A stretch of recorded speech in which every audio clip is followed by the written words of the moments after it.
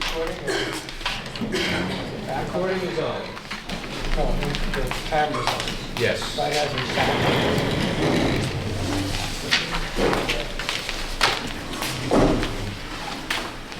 Go ahead, Mr. Chair. Okay, I call the Village of Rhinebeck Planning Board meeting for October 3rd, 2023 to order. The first item on the agenda is old business arch top at 187 East Market Street. So you're back. We have a determination by the zoning enforcement officer. It's 3 pages long. The summary at the end is the proposed project is recognized as conforming to the requirements for a utility variance from the residential zone use restrictions of the zoning code. Conditions on planning board approval of the design of the project so as to minimize visual and sound intrusion of the project and utility use on the surrounding residential neighborhood. So you are a utility, and you can do this, and so our main concern now was what it will look like. Now, we understand that you want to secure it, but you don't want people to know it's even there. So, as I said, barbed wire and chain link fence is not a good way to go. We'd like to do something more attractive, but something more invisible, like arborvitae's or plantings or something to sort of hide it. I said you would think about that. Yeah, we actually have everything right here for you guys, if you don't mind. Okay. Update our drawings to reflect natural screening, as well as no barbed wire, and a little bit of a prettier fence for you, which we have some photos of as well. Oh yeah, my name is Jake Lehman. I'm here at Aerosmith Development on behalf of Archtop Fiber, who they were also able to join us tonight. So you're running the wires down to Crossmore or down to 308 as well? Both ways, yeah, underground. What's the size of the structure? About 9 by 15, and it's about 8 feet tall. I actually have a photo for you guys as well.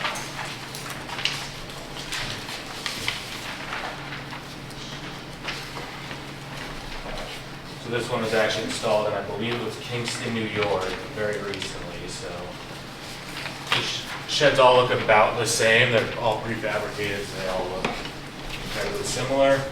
The one in Kingston is significantly bigger. It's a bigger city. This thing looks large, yeah. And you have plantings around it. Yep. Very detailed. We also did specifically pick a breed for you guys too, if acceptable to you guys. It was the baby green fuchsia that I believe, from what we've seen across the state so far, is what planning boards have recommended to us. If acceptable with you guys, we move forward with that, provide further details when we submit to the building department. See if you an option of evergreen or deciduous. I think we like evergreen, so it's always Yep. hidden. Just for the record, your name, your Oh, speaking. yeah. Oh, Jake Lehman, sorry. Jake Lehman, thank you, Jake. And then the last thing I have for you this evening is the sound data from the generator. As we mentioned previously, we have the level 2 acoustic enclosure, which is the highest Generac has for us. The highest it'll be on full load, and this is at 7 meters, not at the 50 to the nearest property boundary, would be about 70.4 decibels. And I was looking at getting one for my house at one point, and I believe it cycles once a week for 5 or 10 minutes or Yeah. something. Yeah, that's exactly correct. And so you could make that like noon on a Wednesday. So Yeah, it's not absolutely. early in the morning, late at night, or anything like that. And this planting would be to hide Fence. Yeah, the generator. which I apologize, I forgot. to The put building, that yep, there'll be a as fence well. around it, and then the This is arborvitae will what be we propose around as the rendering fence, so of it. you won't see anything as it grows in. That's sheet C2, that shows the plantings. Yeah, and maybe plus or minus, half a foot, depending on the exact size of the trees. There's that as There's the barbed wire. well. We got rid of it. You guys' request. So how many decibels was that? 70.4 at the absolute loudest. So I know this goes up exponentially. What is 70 decibels? 75 is about the noise of a vacuum cleaner. So you can picture that, it'd be a little quieter than that. Okay. And at 50 feet away, it's going to be considerably less. Exactly. Questions from the board? Is that at the property line, 70.4? That would be at 7 meters, about 23 feet, so we'd have about another 20 feet to play with. To the property? To the property. Yeah, to the property line, yep. Can you point out the location? Yep, so at that top left corner of the parking lot, it'd be behind those dumps, the other lot. This lot. Yeah, a little further up, and a little lower. About right there in the grass behind the Is it parking in lot. front of this bunch of bushes? It's gonna be behind those bushes. Behind us, so it's actually behind Yeah. you. Those are gonna come down. No, those are gonna stay there. Okay. We may need to trim them a little bit, but that's the most I will have to do with those. So, John, you mentioned there's a large tree right in this vicinity last time? Tree is about here, Okay. so that's not gonna be That's affected. not going to be That's gonna be impacted it. at all. Okay. We went through the whole site plan with that. Right. So these bushes, it's gonna be actually behind those, behind the dumpsters and behind those bushes. Behind the bushes, Because yes. in this drawing, it looks like there's like 3 bushes on this plan, and it's in front of those rather than behind those. Those are our ornamentals we're planting. 3 bushes? Yep, those are what we're planning around the. Well, these 3. Oh, well, those are the existing, but it's actually should be pivoted that way, and there's more this way. They're actually small trees, they're not Right. even bushes. So Yeah. those are, we're gonna be tucked right behind, that building would be just like this, and those trees.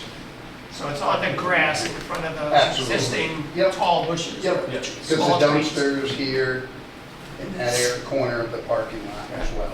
So, and this is all underground, you know, that'll be. Behind these bushes is what you're Yep. talking about. Yeah, it'll be well hidden back there. Yeah. It does prevent any future connection across here. We actually are tucked, this is not really, it should be back this way, because we met with the property owner, you know, in hopes that if they ever do expand the parking lot, we'll be out of their way. On the They're- other side? yeah, Yep, they're fine with that. It doesn't look like it here because, It's one parking spot that they're gonna, and it's actually, they keep that open because the dumpsters are. yeah, the dumpster's right here. Yeah. So these are all these trees, Yes.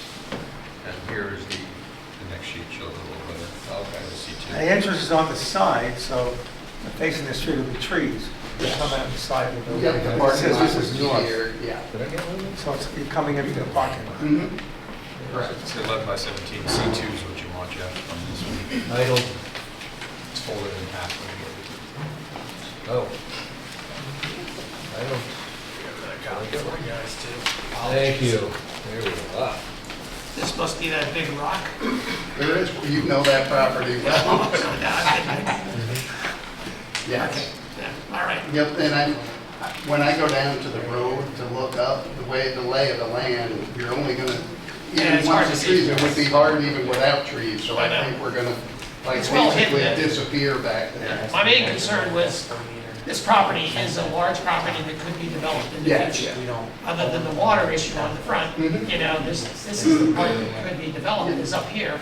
And this seems to be getting in the way of it, This- but well, yeah, I don't think you can do much because of the way the land goes up Yeah. there. the We've only gone place I back thought as far you as could do we is could just put it go. here, on the parking. Although they didn't want to give up the parking on that, that was the reason. And then, you know, being behind the dumpsters, we kind of Yeah, yeah. just blend in with the profile there. What about the fence? Are you, I mean, chain link fence is not something we approve in the village. Okay, you have your Yeah. picture Do you of, have a wooden shadow box fence or we something can like do that? that, would or work? a white vinyl, I don't know, or you Wood. guys don't want, you want wood? Yeah, Okay. vinyl never hold up. We have Around here. proposed white vinyl. Okay, so picture that in a wood, whatever, And that you would know, give you enough with, air circulation? yeah, with the Yeah. air, we don't, that's not an issue for Okay. us. It was just kind of something to show you guys, you know, roughly what we were thinking.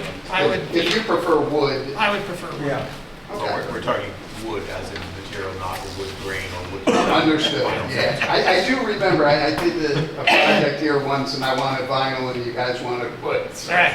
I should have, that was the town, but I think you both have Wooden that. fence. Yeah, no, that is no issue. That's why we said we would, use your discretion on that. So this would be the fence, Yep.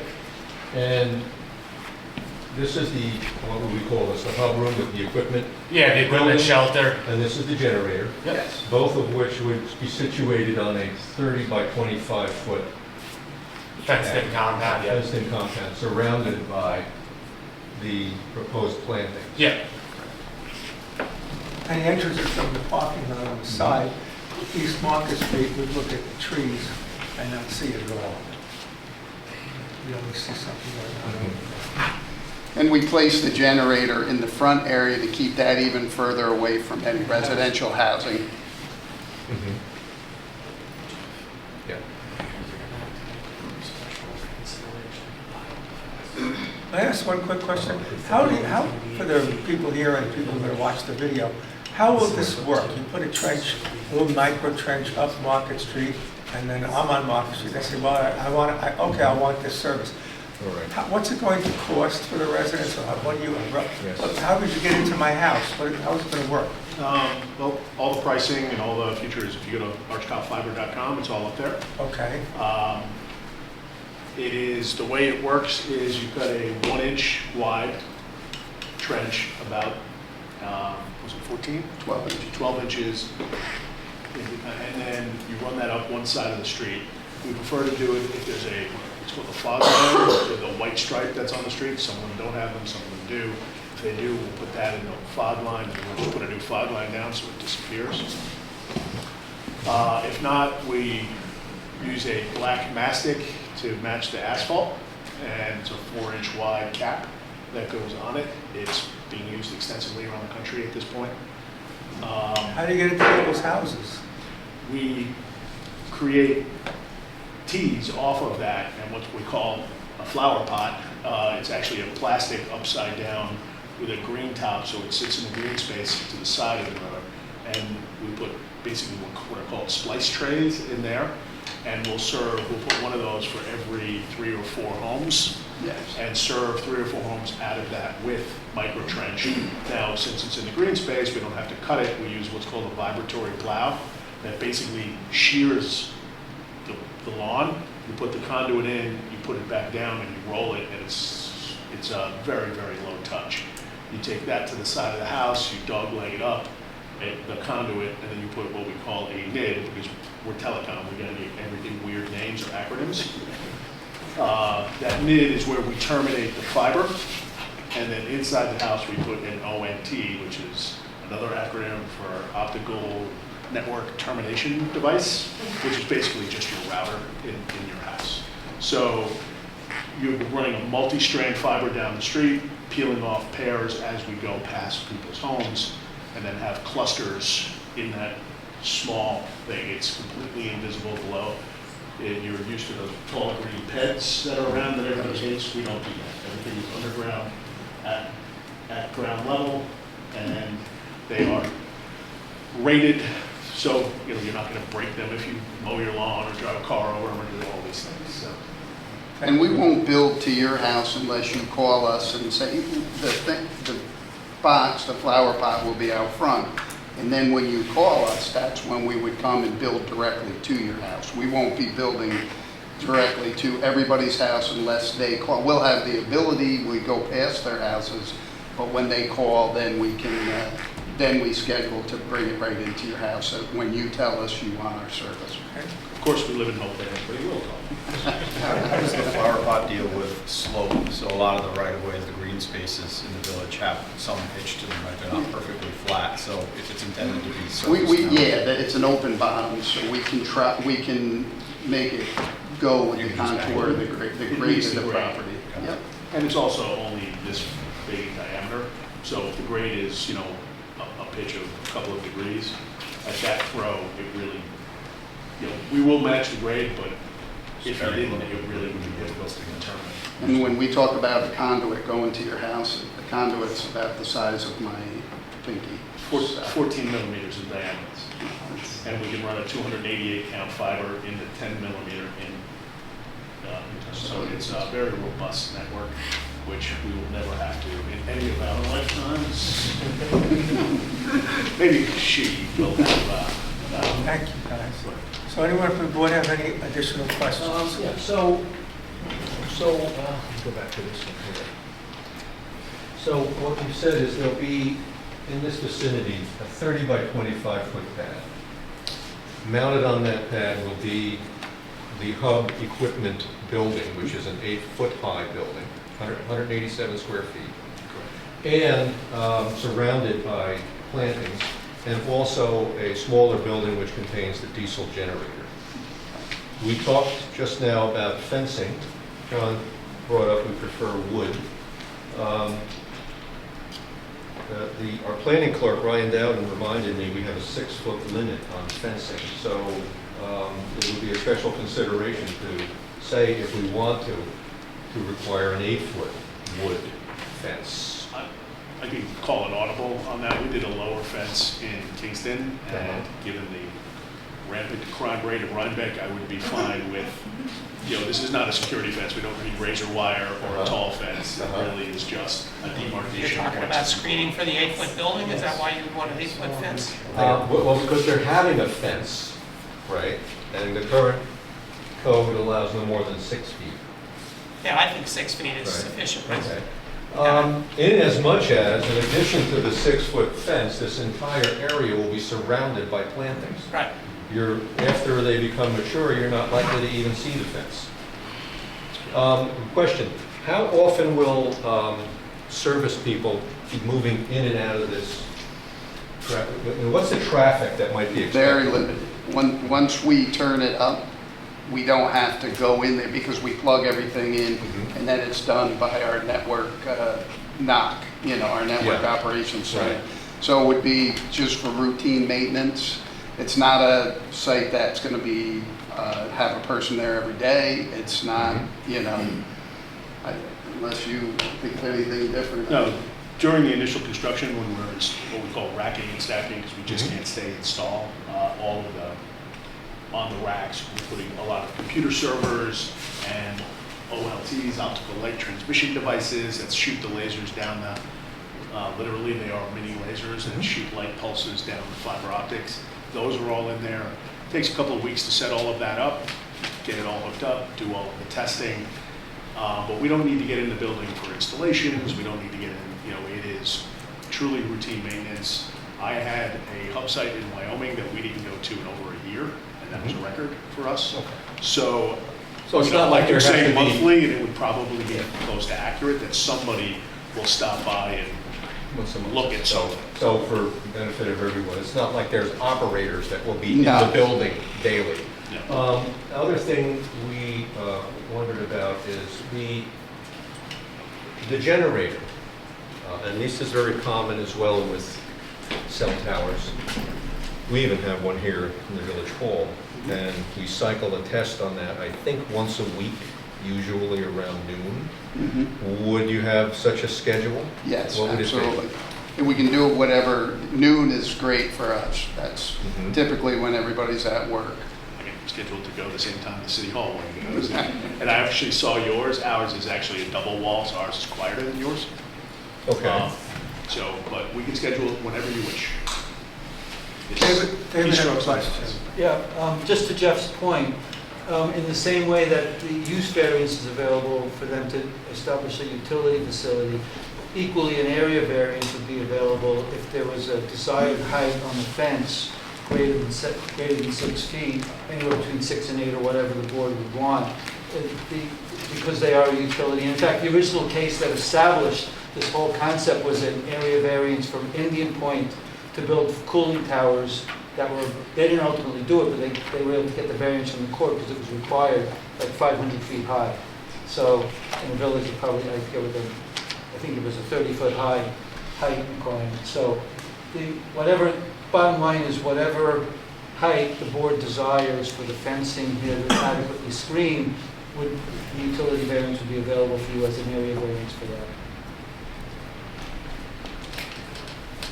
But I don't think we feel we need one, right? Is that, Yeah, no, 6 I is think we're agreed we don't. I think 6 is fine, plus the evergreen. Any more questions? I have a question. You say you run a conduit on one side of the road, so if people on the opposite side, what do you do, cut a channel through the road to that side? Yes, we cross the road periodically and then put a flower pot periodically down the other side of the road to serve the other side of the street. Jeff, your cell phone lights on. No. Flashlights on. Oh, that's what it is, okay. Thank you. I think the only other comment would be just some minimum size for the plantings when they go in the ground. I'm not familiar with how big you can buy, but there are arborvitaes, certain species of arborvitaes. What we've been typically putting in, I think they're between 4 to 6 feet already. They're not, it's not, we're not going to start out with a sapling, you know. So fair to say 6 foot to start? Yeah. They grow very quickly. Yep. I would also ask that whatever evergreen, that it's deer resistant because That's they're all over the, the place and arborvitaes have become whole and then yep, that was why the particular. Like I said, Saugerties actually recommended these to us because they were deer resistant, so we kind of just piggybacked off that suggestion for you guys. It seems to meet the general requirements of municipalities. So, this looks pretty good. Any more questions? Seems complete. Is everyone happy? Do we need a public hearing, is the question, I think. I think we should, because we've got 2 residential areas, and, you know, this is kind of in between, just to give them, if they wish to, comment on it if they want, but I don't see any problems down the road, but I think, you know, I think we should. If we wanted to do that, could we set it up for 2 weeks from now? 19th, yes. Is that okay? We can make a decision thereafter. Sure, I mean, we have all the same urgencies I stated the last time I was here. Is 2 weeks for a public hearing? Yeah, that would be fine. Yeah, I bring up, and Yeah. you probably know the answer to this, given it's a public hearing, but in other cases, we've had provisional.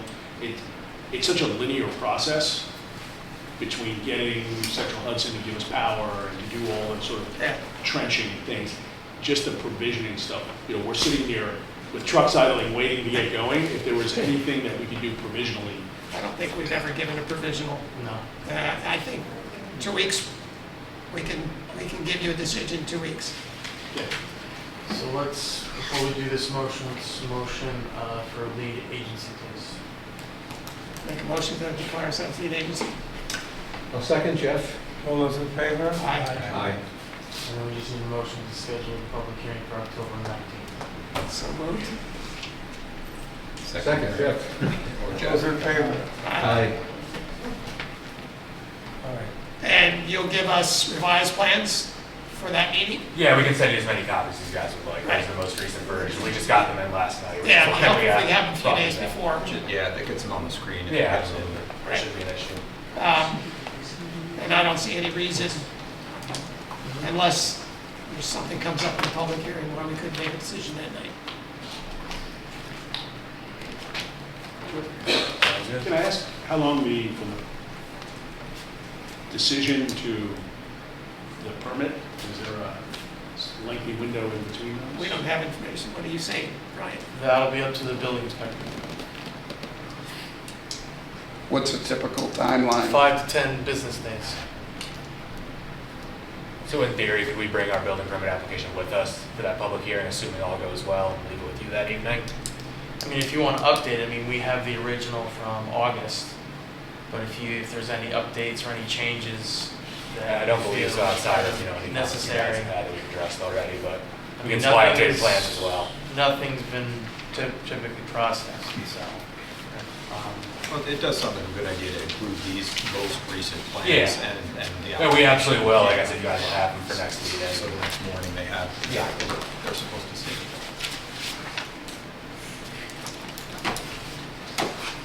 Okay. We'll see you in 2 weeks. Thank you for your time. Thank you. Put that first on the agenda, right?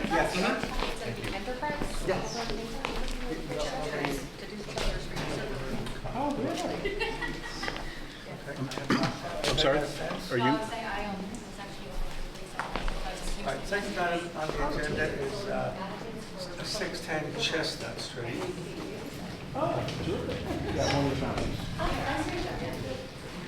So So we got a, just got a letter from the zoning enforcement officer. I have one on me. Can you take the discussion outside? Do you want us? You're also being recorded, by the way. This is You're good. standing right here. Yeah. Every word you just said is on the tape. Jeff, you want the easel behind them or at the end of the table? Well, I'm wondering, See what we can pitch here. I'm wondering if we put chairs in front of us, is that okay? In front of the table, and then I can set this on the chairs just because we can. I think it's just a question for the camera. So Jeff, what would you prefer? If I have them on chairs right here, is that visible for you? Sure. Is that, just so Yes. that we can keep them up? Yes, so we can see it show. from, we can see it from here.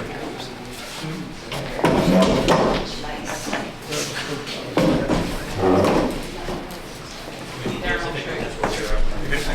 So it's just the original house, and then what the rendering of the house is with all of the details. I'm gonna turn around. Happy. Is that visible? Yes, Yeah? yes. So we have a letter from Ken McGowan, that he was out here today.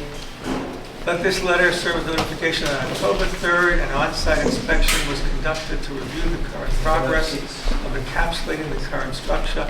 On review of the existing progress, I can confirm that the applicant is following and is consistent with the directives and agreed upon plans set forth by this office.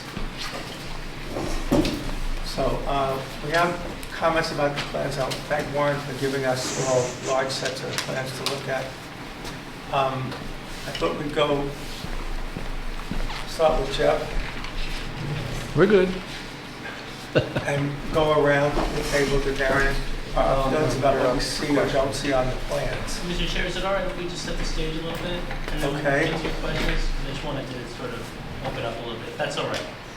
All So, right. Could you just also introduce yourself? yeah, so Lee Lefkowitz from Zarin and Steinmetz on behalf of the applicant, which is Samantha Koenig and Warren Temple Smith, the architect, as well as Ken Landers, the builder. So we're here following, of course, a determination from your building department seeking a resubmission of a previously approved site plan for the home at 810 Chestnut Street, which followed multiple meetings and ultimately the approval in on December 6, 2022. So that included, from your board, a list of certain historic and architectural items you wanted retained or duplicated or repaired. It also included a new roof, a new porch, a two-story addition, new windows, doors, sheathing, siding, trims, foundation, a complete interior and exterior renovation. And this was all based on a site plan, elevations, and floor plan, with a proposal to salvage as many historical items as possible, depicted on sheets A5 and A6 of that plan. Back then, your board was concerned, as is appropriate, with what the exterior was going to look like. And the applicant thereafter appeared on March 7th again to share additional historical evidence that were preserved. And your board, again, unanimously approved it. Your board was not concerned, nor should it have been, with the construction phasing of the studs or the interior framing. There was not even any talk of salvaging studs. Nevertheless, as we all know, the builder, when working with those studs, encountered rot and had to dismantle them and reassemble them. And actually, if you go back out there now, many of the historical studs have now been put back into place, as well as certain ones that have been replaced with new ones. So that framing is now on its way back up. That change, the fact that those need to be taken down and then put back up, was within the purview of the building department in the nature of a field change. But that has since been corrected. And nevertheless, here we are to provide your board with that update, as well as some additional detail that the building department has required, which we're happy to provide. But we note that this, and what we've submitted, has in no way altered the exterior appearance of the structure as it was approved back in December. So nothing has changed, except that you're going to get much greater detail today than you got back then. For that reason, we don't want any further delay. We're happy to answer any questions, but we would ask at the end of this that you reaffirm these drawings and this design so we can move on to complete the home. On December 6th, your board approved the historic renovation of this property, and your board is going to get the exact same historic renovation of this property. So I do want to turn it over to the applicant, to Samantha, to just explain a little bit more detail what was submitted, and then we're happy to answer any questions. So what was submitted was, Warren went through and did really a deep dive on the details that were always going to be done. And so this was really giving, I guess, in-depth and detailed trim profiles and measurements, et cetera, of all of the components that were always going to be there from the beginning. I've also kind of accompanied that with having really photorealistic renderings done, including all of the trims. That I have, this front view is blown up on this board, but I also have a number of additional views and close-ups that are on my iPad that I can walk around to you. Sorry I didn't have a chance to get them to you earlier in big poster form. But none of this has changed. They're all the same details that they were always going to be. They are, and for many of them, they are the exact pieces that came off of the house. And that for any pieces that were severely rotten, they're going to be, we've still retained them despite their condition, so that we can replicate them exactly as to what they were. And actually, for as much as humanly possible, we've also discussed using certain wood that we had to remove from the house, for example, like basement beams that were overspanned, et cetera, but that we can use to recreate any elements that need to be recreated. They're going to be made out of the wood that came out of the house, so that basically, to the greatest extent possible, every detail you see on the house will be made from wood that came from the house. So to that, I think you had wanted to go around in a list of questions, but or we could just run down the list for redetermination. We'll do that. So we'll do that to get comments from the board. Sure. So I think we should go through the determination points, right, that Baron had worked with you on. And perhaps if what we have been given are these 4 sheets of updates. A5 and A6 containing the north, south, east, and west new proposed elevations, A15 and A16 showing details. Yes, they're not new elevations, more as they're just elaborations. I would just say they're not. Nothing about them has changed other than to give them a little more texture, give them more notes. Well, shall we go through all those ones? I mean, for example, we see, and I think it's actually quite attractive, we see that we've changed from the single door to a double door front entry. Well, so that one, actually, I was really excited about this change, Warren and I both were, is that it's not so much a change as we had agreed on having a single entry, and that was part of losing that 5th porch post. And actually, I think you had raised the point during the initial meetings of concern of having a single door with side lights and the large panes of glass. And so what actually, it's in considering using one door and using the second door elsewhere, I actually found, frankly, walking around the village, that it was more appropriate in the village to have a double door with transoms. And in fact, there's a house 2 doors down across the street that also has that. And so this is now retaining both doors with their trims, with their transoms, et cetera, on the front of the house. Just that the plan says 4 exterior door with side lights, 4-panel exterior door. That's the original door with the side lights, not the 2 doors. I think that might be a note that was a holdover. Yeah, the side lights are not there. I'm sorry, that's a So note. it needs to be corrected on the plan. Sure. Yeah, and we will each have our opinions. I find the double doors to be attractive and consistent, especially with the transom windows above, which were part of. Are those the original transom windows? It's all of the original trim transom windows probably is people can see. 100% original. Yeah, so those transom windows were these original transom windows, Correct. above the original 2 doors. Correct, and actually, Here and here. Ken has been looking at the pieces and sorting out that in building the jamb for the 2 doors, it's how we are going to effectively put the transom windows together, put the trims together, et cetera, so that it maintains the look and proportion of the original single doors, which is what we've done here. So I suppose as Chairman David mentions, that would be fine with me, but we would like to see the plans and the elevations updated to reflect what will be built, as this is new construction now, to reflect exactly what would be built, not that comment that David had mentioned. And now, it says 5 steps below the doors, and that's what's on the plans now. We had previously, we saw 3 steps on the old pictures. That have changed? It was 5, just for the sake of getting up to the height of the house. But To we get were a- originally told you were raising it 2 feet. It is 2 feet. Well, 5 steps, 7 inches per step, that's 3 feet. There's just slight differences all the time. The house is only up 2 feet. The original rendering we got has 3 steps.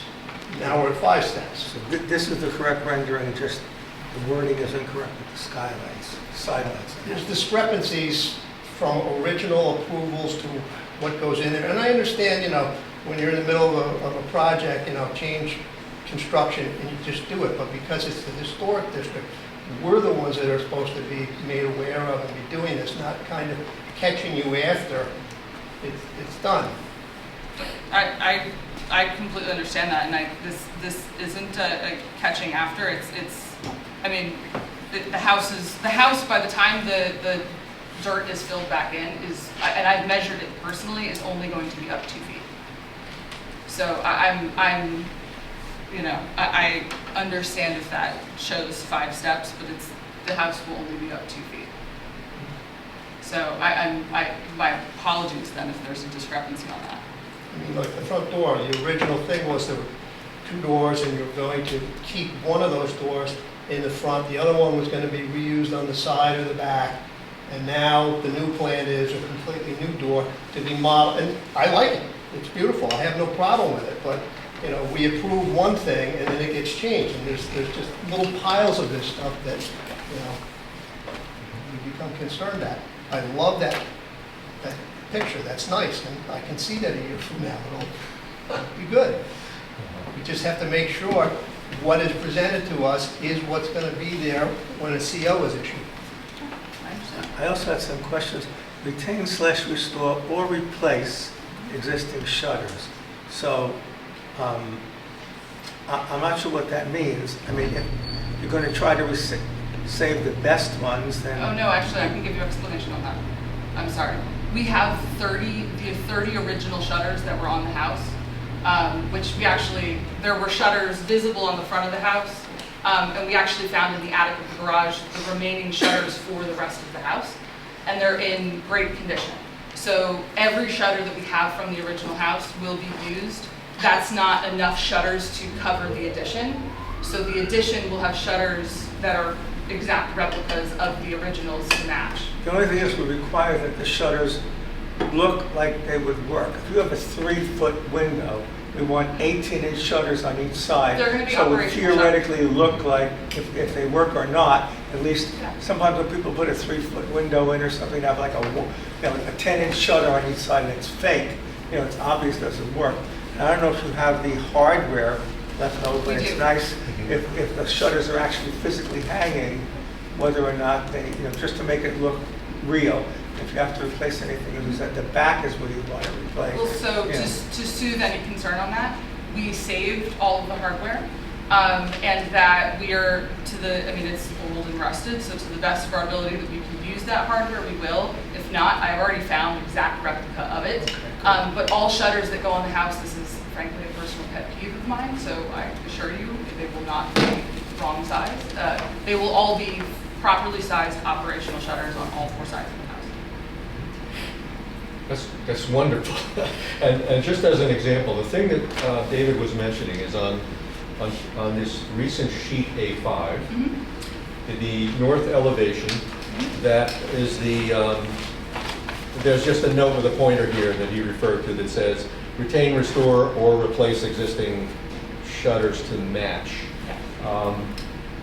This is very helpful, and what we'd like to see is the detail updated so that you specify that you're going to use the original ones, that they will be working shutters, which was the concern. When people look at the front of the house and they see those shutter hinges, which is the original hardware you're talking about, that makes it obvious that that's a historic building. Sure. Now, the building is gone, but for the new construction, if you could clarify that in the detail, that you will use the existing shutters, I think we would prefer that the best of the retained shutters be used in the front facade. Yes, of course. Right? Yes. And if you have to duplicate or use some replicated Back to back. shutters, that they go elsewhere, but that all shutters have working hardware consistent with the hardware of the period.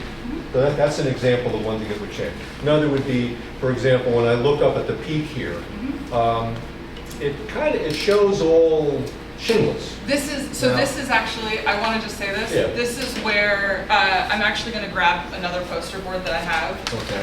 This is where the reason part of the reason I did the renderings is just technical limitations that Warren has in his program versus Okay. having someone with a more artistic program that could do. Because I figured that was going to be one of the ones. So Samantha, while you're doing that then, so there's a note up there at the top of the elevation on A5. It says, repair and retain existing original crown moldings, decorative gable end details, open soffits, and rafter details. Yes. So, for example, we know that you took the pains to maintain, you saved some of the rafter ends. Yes.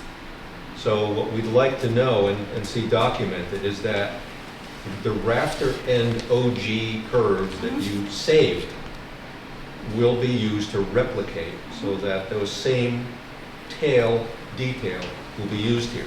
But that, you wouldn't be able to discern that from this note here. Sure, and that's Okay. actually part of the point I was making about that we've explored being able to use wood that came out of the basement, et cetera, in Yeah. order to do that. So Right. not only is it a replicate, but Right. it's also of original material Yes. that has the age, et cetera. So this was to show that the gables that we uncovered in the course of, that we came back in March, that we uncovered in the course of demolition, was the front gable that had the alternating rows of shingles along with its stained glass window, and the two gable ends with the triangular piece up here. We've retained both of those, and we've also retained this round trim here, and Yeah. we've retained the trim for the stained glass windows as well. So those will all be reused or replicated. The pieces up at the top of the gable were pretty water damaged, but those will be replicated exactly. And then otherwise, it just has the alternating rows of shingles in the different shapes. Will they be replicated? Or? Yes, yes. So it's not the original materials. They're not the original materials. So it would, again, it's another example, it would be helpful to show or to elaborate that on here. Because again, when you look at the elevations, it just says repair, retain, existing, or decorative gable. And there is, in sheet A15, item number 13 shows the gable end sunburst, which is the detail. Yes. So if you could show that on the elevations and just refer to that, it's not referred to here as some other things are. Another question I have, let me make sure, by the way, that everyone has the benefit of seeing your detail there.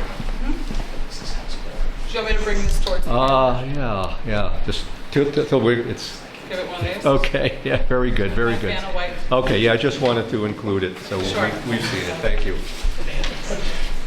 Can I put this one back down? Yes. Chair first? Or display it on the chair? We could put it on another chair. I have another detailed question. Going to sheet,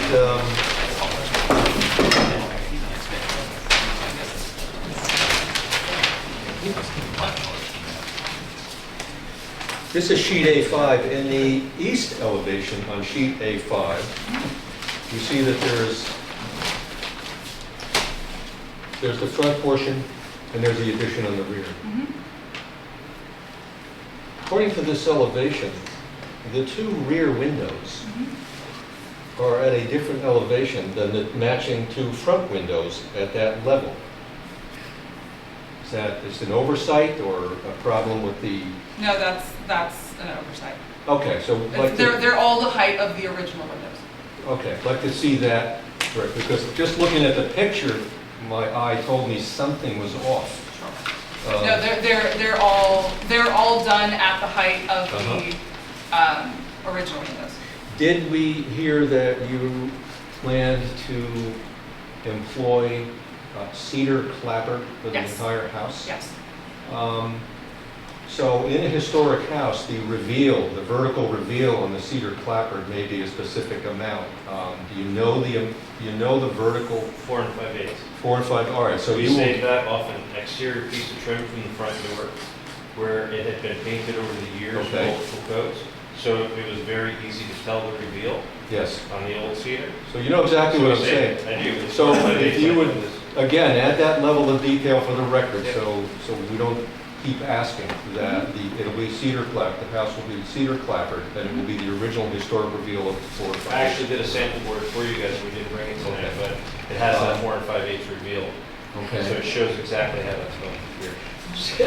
Since I'm on a roll here, I'm just going to go through 2 or 3 more points that I had. You're also showing, and this was shown on the, I think this started around the turn of the year, that there will be 2 chimneys. Those are actually, those are the original, or they're in the same place as dummies of where they were original Okay. chimneys.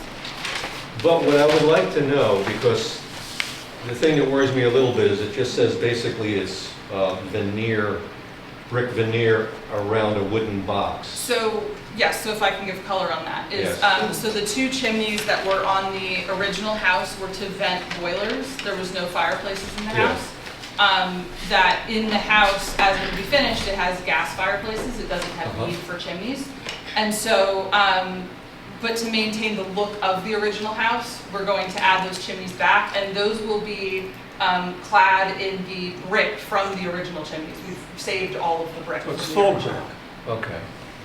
So, Full brick, not Z brick. because this says thin brick veneer, but that won't be thin brick. Thin It'll brick, be- That's going to be real bricks, It's the actual it's brick. the actual. the actual yeah. brick, okay. Yes. so, and when I look at the drawing, it just looks like a box with veneer on it. You know, just a square, flat box. The original had a little bit of an offset on the top. So it's a slightly stepped detail. Yes, exactly. Mhm. That doesn't show, and if we're talking about being as true to form as the original building, this would be noticeable, and I would appreciate Sure. updating the details to specify that the top row will be stepped. Yes. I agree, that's Uh-huh. actually, it's an intention we've discussed, and it's, Mhm. we'll update the drawing to Yeah. show it as well. Yeah. You have like an aluminum chimney coming up? In the Boiler? rear. It's a the vent pipe for the upstairs fireplace. Right, that's what that is. There's 2 of them, so there's one on the side and one in the back. Yeah. Uh, That's the same one coming on the other side. Only Is that one- this one? It's the one that comes up in the rear, yeah. And that's shorter than the elevation of the roof, so you won't see that from the street. That's for the furnace, boiler. We can see that on For A6. upstairs Yeah, we can, fireplace. we can see that on A6.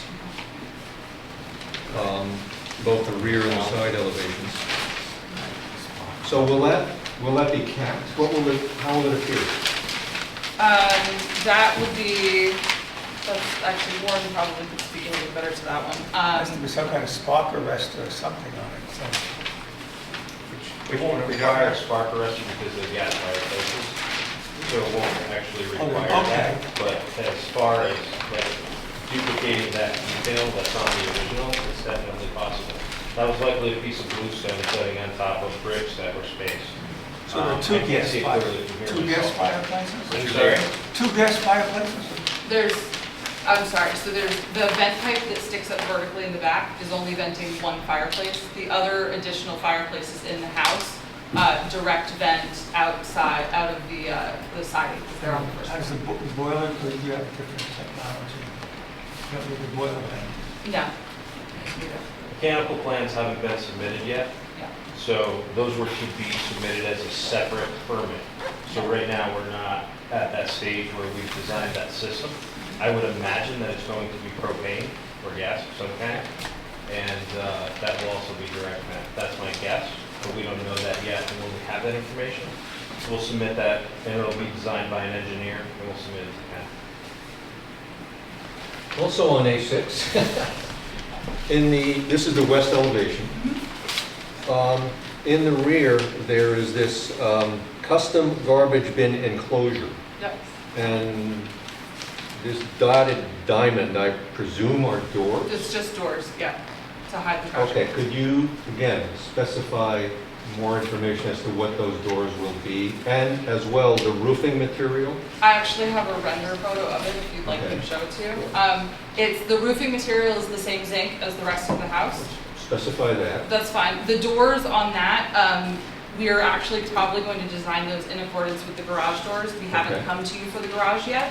So Okay. those doors, I mean, that shed will be done farther down anyway, but those doors will speak to the garage door. So we'll bring detail on Okay. those doors when Okay, that happens. fine, fine. I bring that up because this will be visible to pedestrians. And it would be nice if it looked like it was in style with the house. Sure. Also, it seems that on both the west and east elevations, there's a vertical trim board with the clapper to the left and the right here, separating the front and rear units. On the west elevation, this window is so close to that vertical board that it looks like the shutter goes over. Whereas on the opposite elevation, the exact same trim board, the two windows are shifted more to the rear. Right. Is there a reason why you wouldn't put, It's the floor plan accommodations. On Okay. the All east right. elevation, those two windows are in line with the first floor windows because there's a fireplace between Okay. them. On that side of the house, the Okay. window to the right of the one you're talking about is in line with the bay window below it. And then that window is placed where it is in order Yeah. to give that bedroom two windows. yeah, okay, as long as that placement of the window doesn't inhibit in other words, you will have the shutters open in an open position.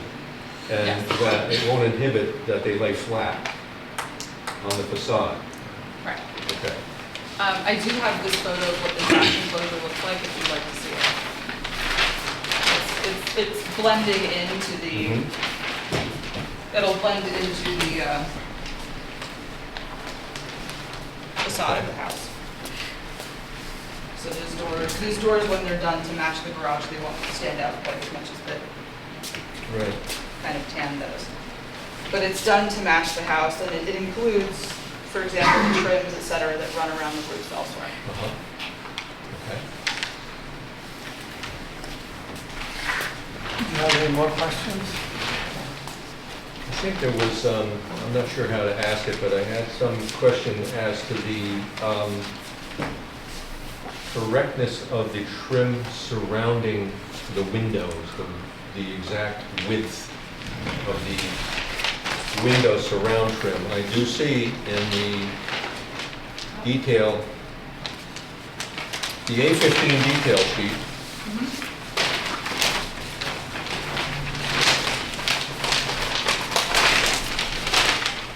it's showing 5.5-inch overhead and 4.5-inch width. Yep, Is that the, that's does exactly that what was on match? that. Yeah.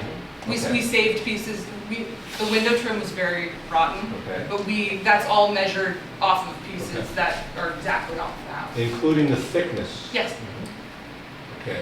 Will the selected windows affect no. the No. thickness? No? Okay. That's all the questions I have. Michael? Covered a lot. You know, so Mike, concerns are sort of on the vagueness of some of the things in the letters and the thing. When we first approved this, I was under the impression, I know John was too, that you were using the original windows. And I don't know. They were vinyl windows. I was assuming that the window trim would be original. Windows would be replaced because they were not original. but then you found wood screens, and we're going to explore our options. That's sort of vague, you know? So the wood screens, we found a few of them, but I think they match. I think we have enough actually to do these 8 windows that are on the front of the house, where we can put kind of the, you know, in the original style, like hooks that would have been there for you to hang these wood screens on. And then I'm blanking on my architectural language, I apologize.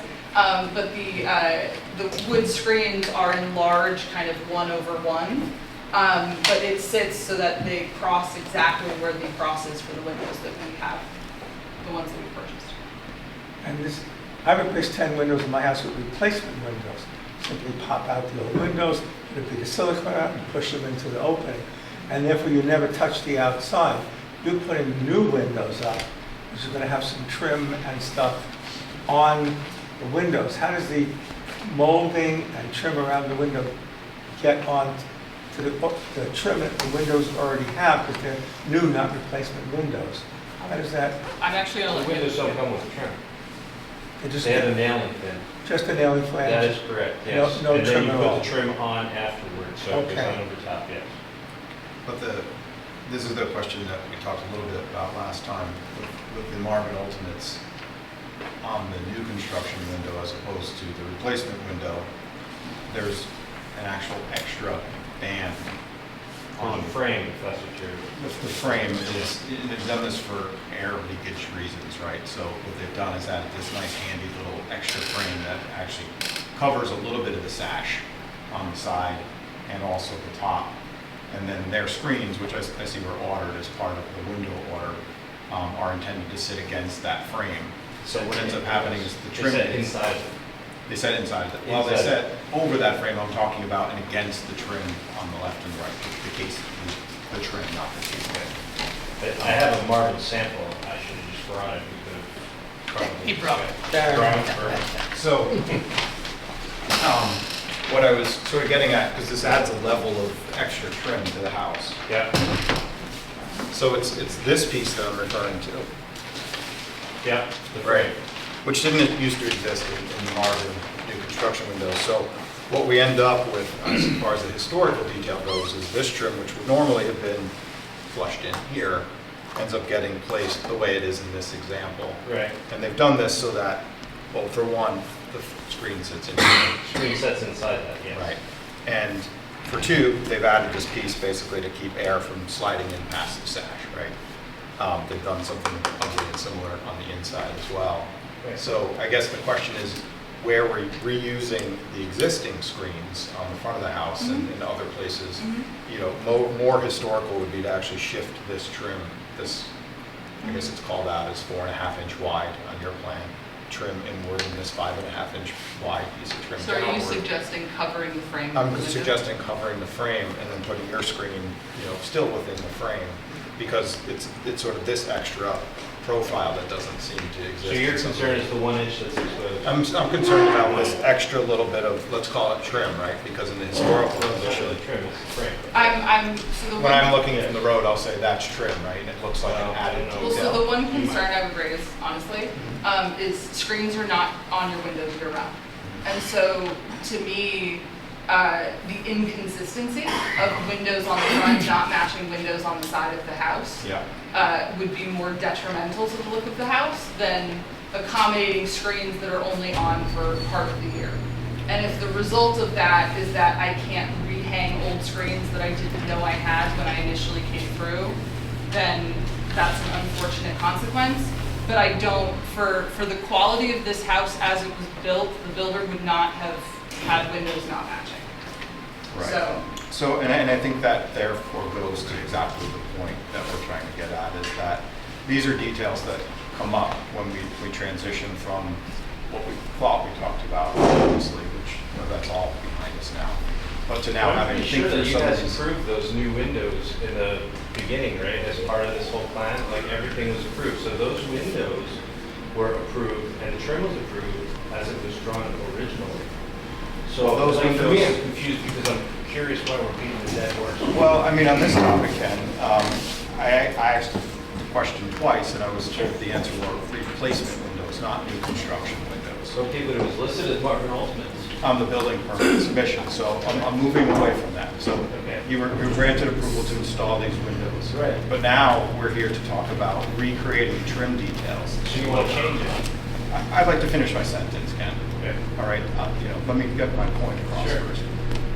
So what we're now asked to do is consider the trim details as they relate to a new set of conditions. Sure. So in this case, I'm asking the question how we can make the new construction windows, which were part of the permit set and they're perfectly allowed to go in, potentially look a little bit more historic. And those are the type of topics that this NOV was intended to bring to the surface, right? The details that Jeff's asking about tonight, and was asking about tonight, these are things where, you're presenting a very, very nice set of conditions, right? There's no doubt in my mind that the intent is to recreate a very, very nice historic looking house. But the challenge for us is really two things. One is we don't have the original in our hands to compare any of this to. So, we trust Warren, we trust you all to provide dimensions on your drawings. And when you say something's 4.5 inches or 5.5 inches, I believe you. Sure.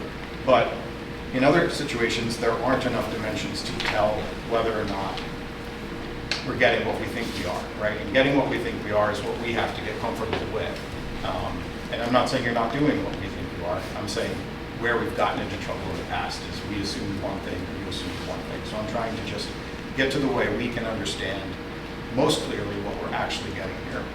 So I guess my point there is we need some way to know what existed and compare it to what's being proposed. There's fascia details being drawn here, and we know the rafters are 2x12s. So I'm looking at a fascia that looks somewhat petite to me, not quite 11. Those weren't 2x12 rafters. What's that? 2x12 rafters on the existing house? Is that what you're- 2x12s in the permit set. Yes, permit set. All right, so the permit set is 2x12 Just to rafters. clarify, yeah. There weren't 2x12 rafters Right. on the existing house. So we're trying to reconcile, well, what does that mean for the fascia detail, right? Does the Well, fascia no, it's detail? very easy because they're flush cut.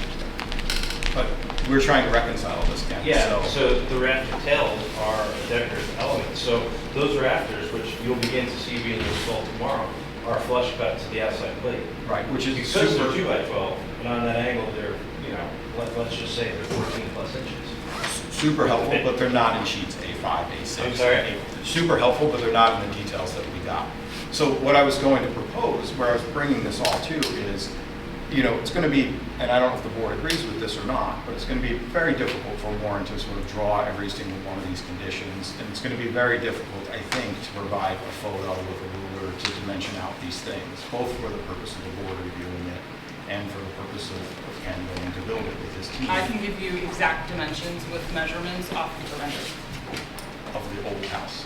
So we know what was original versus what's today. So my friend who did this rendering, he took Warren's drawings, but he did a lot of his modeling directly off of photos of the old house.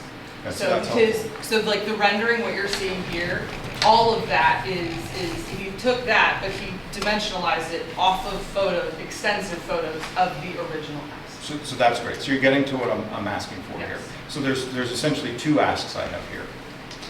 One is, we have the September 13th drawings, we have the permit set, we have your letter talking about the conditions the planning board saw and the reuse of the brick, we have the window water, we have Warren's letter to us, we have various letters, we have various inventory lists. We don't have everything in one spot, and as we can see tonight, there's some inconsistency, right? The plan shows Z-brick on the chimneys, we have a letter that says we're reusing the old brick.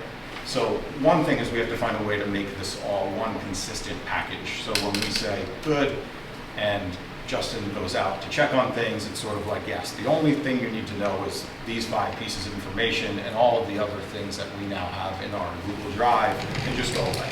We can get rid of sheets from January and February and June and whatever else. So we need to find a way as a group to standardize just the things that matter and say what's in this letter is what's right, what's on this plan is right with respect to these other 45 things. And then what I was going to offer is, rather than try to draw all these details, like I have questions again about, we talked about the siding reveal being 4 5/8 inches, but where my question is going to come about is, the thickness once you lap the two boards on top of each other. So, how thick of a cedar we're using. Once we lap the two clapboards on top of each other, what that means to the adjacent corner board, what that means to the window trim, and will we actually get the shadow line? We measured that. So, but it's not on here for us to. Well, we have scale drawings. Some are full size, some are half full size, some are different scales. Yeah, but I don't, there's side legs are missing on some of these and other dimensions missing. And I can scale some of these, but, when I'm scaling off of, 1.2 per foot, it's a little bit difficult to know that, I'm getting the right answer. So what I was going to propose is either Samantha's renderings of or the photos, some sort of computer measuring system where the photos can then be dimensioned so that we can say, yeah, okay, right, it was a 4.5-inch trim board. That was a 8-inch fascia board with a 6-inch crown on it. Whatever that is, so we know that we're actually comparing apples to apples, old to new. Or what you all had offered, and it sounds like you've already done, is perhaps take some sheets of plywood and just recreate the trim details you've been recreating for this purpose. That already exists. Keep them on site, label them. We'll get David Miller, the chair, to sign the board or something and say, yeah, I saw this. This is the thing, right? They didn't change it after I left, or whatever it is. But Ken, you've done this many times before. Yeah, we right? recreated the historical sill right back to the original. Right. I have a sample board in my shop of the exact width of the trim. It's a half of a window cross section, mock up with the siding coming into it, the proper reveals, the thicknesses, and everything that was through measurements that Warren and I actually took on site one day. We spent quite a few hours there taking measurements, and I made that to Beautiful. scale, so it's perfect. So Beautiful. So to me then, it's there, it lives on the site, it lives in your shop. If there's ever a question, yeah, it's Justin sitting in comes my out. shop right now. Right, but someone in the field could say, yeah, look at that, this is the bracket that Jeff and Michael saw on their tour, and yeah, look at that, it fits perfectly, and then 45 other brackets they made to match, like, look at that, it matches perfectly. So I feel like that's a far easier path to, us understanding the old house versus what's new. And as long as the notes get changed to reflect that, things will be replaced in kind or replaced with identical, then we can feel very confident that, if you prioritize using the oldest stuff, the original on the front of the house, the most visible sides, if you have to recreate 60% of something and it's used in other areas, it's very easy for us to look at the old profile and say, yeah, that matches. Yeah, And that's what's on the board. I understand that. I think the only comment I have on that is the kind of, the directive of to reuse and prioritize the old and then recreate in kind was a very holistic directive given to us in December. And I think Ryan even had it in the minutes that was a very specific directive.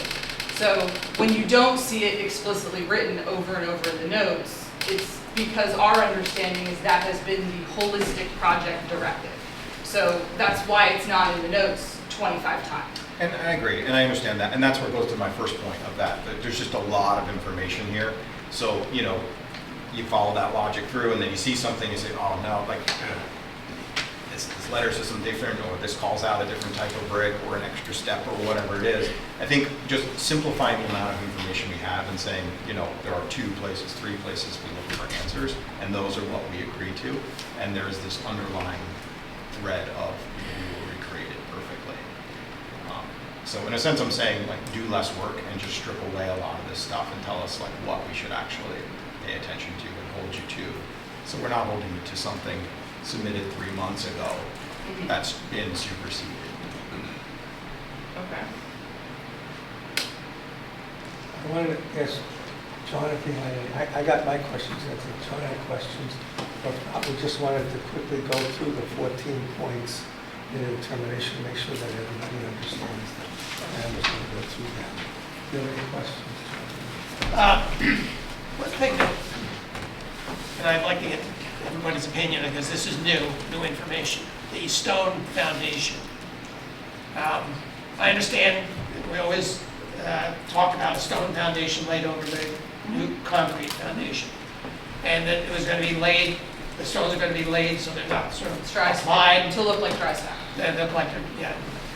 What bothered me about this, the only thing that bothers me, I think that the drawing is very nice, or the rendering, is the stone under the porch and the steps. That doesn't seem typical of this era houses. Well, so I'm actually going to disagree with you. Okay. A couple things. Part of the reason I brought the original photo of the house is it had concrete. And actually, in the process of removing the siding, there's no evidence of where a wood porch would have ever tied into the house because it was basically below grade. But to the comment about the stone not necessarily being appropriate is, I mean, I've done walking tours and I sent Warren, I don't even know how many reference photos of multiple houses in the village that are from this time period that have rubble rise with blue stone steps. There's a house right at the end of Center Street right here that has it. There's another one that's on South and Parsonage. There's a number of them. Is it every house in the village? No, but it's not uncommon. And in light of the fact that this had solid surface when I bought it and there's no evidence of a wood porch, and it has stone going around it, so stone following under the porch is more consistent look. So what I'm showing here, by the way, is the rendition that was provided in the September 27th meeting, and all of the details from the September 27th meeting were the ones that represented the site plan that was approved on December 6th. So this was kind of our understanding of how it would look. I assumed, based on this, that the front steps would be wooden steps, for example. My impression, and like I said, I might be wrong on this, is that buildings of this era would have had wooden porches and wooden steps. Generally speaking, that the rubble steps and the concrete steps that you see are later additions. When they had to repair the steps, they put in concrete steps as opposed to, and it just doesn't, to me, it doesn't look right. Maybe it's just the rendering itself doesn't look right, but to me, I think a wooden steps would look more from the era of this building. That's my general impression. As somebody who's worked a lot with stone, I spent last winter putting hydraulic cement in every crack to keep the water from what they had to do. Built stone walls. I love stone, so I don't have a problem with it. Okay. But do you think it looks good on a 19th century house? Yeah, I do. Okay. Well, this is I would agree. I had expected all of it to be wood, and there to be some sense of relief regarding the undercarriage, let's say, of the porch.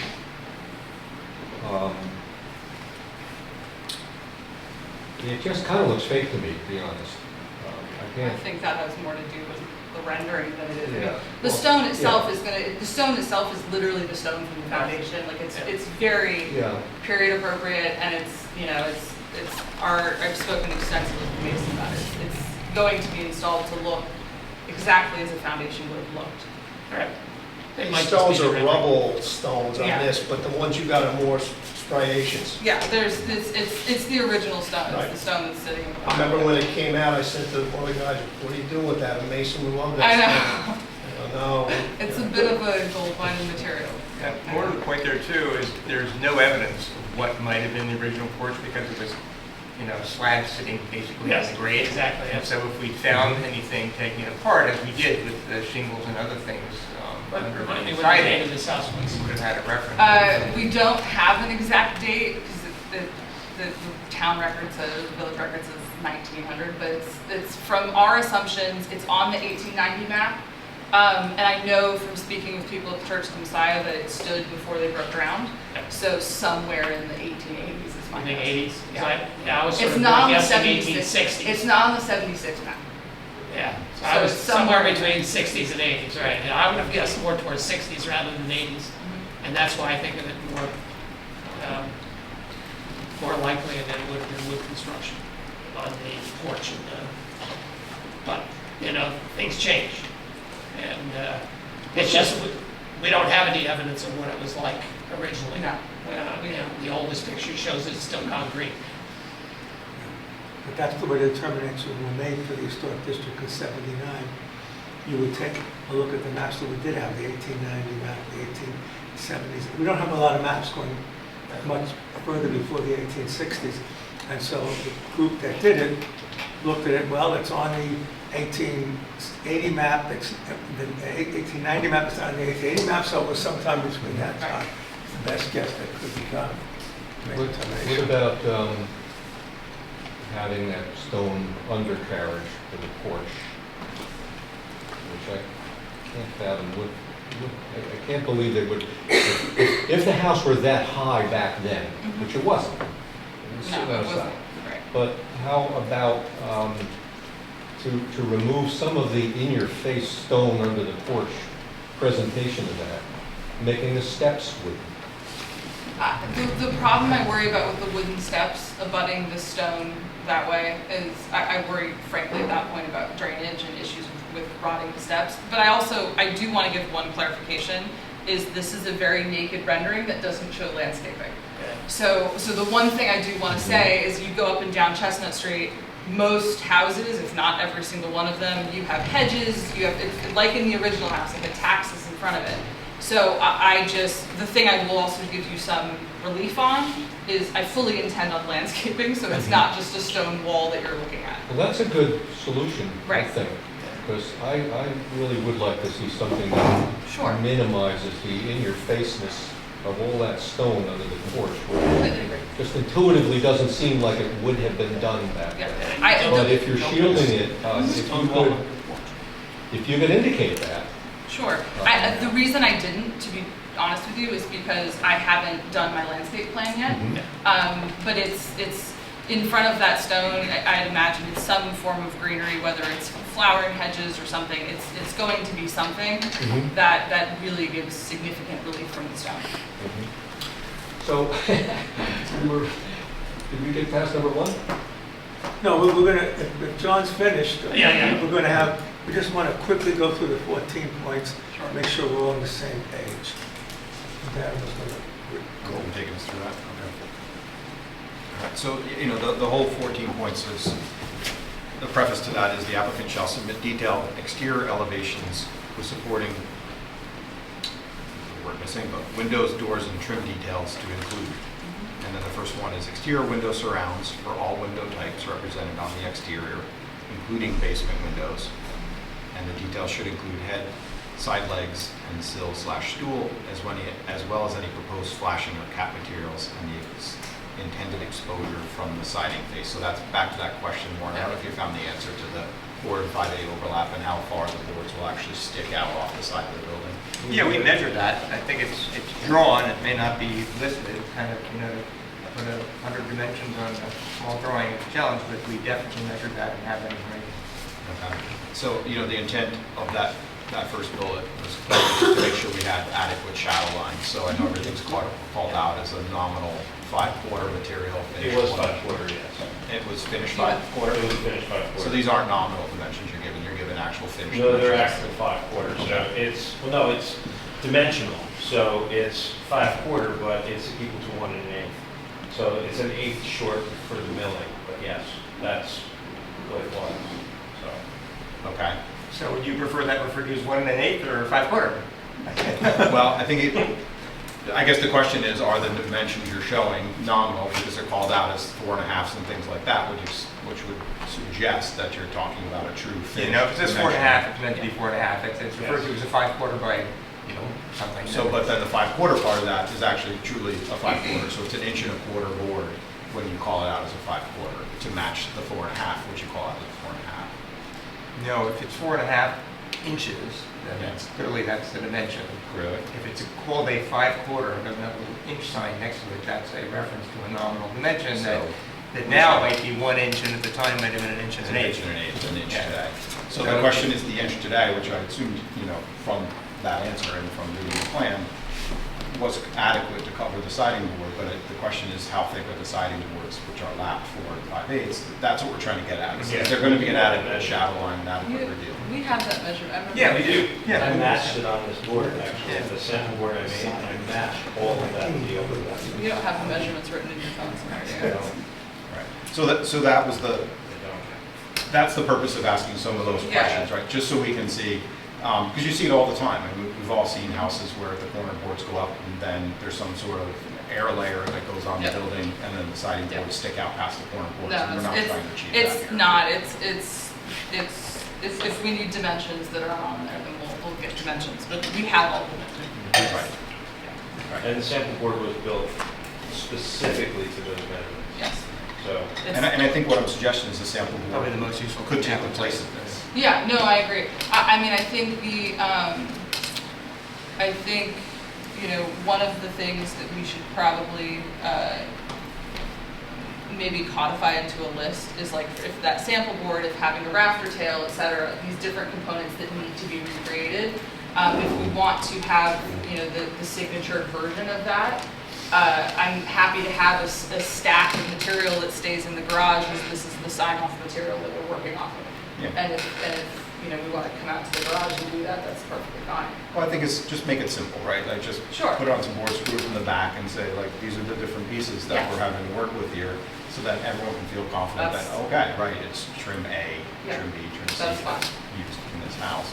I think the only thing I would say, I'm not sure if it's in there, the one that you didn't touch on was flashing, which was the same flashing to match. Yeah, we did know that. Right. And then, you know, again, just with respect to that, the detail of that flashing, right? You know, what are we going to say? Is it end-dam flashing? Is it got, you know, a bend in it? That type of thing.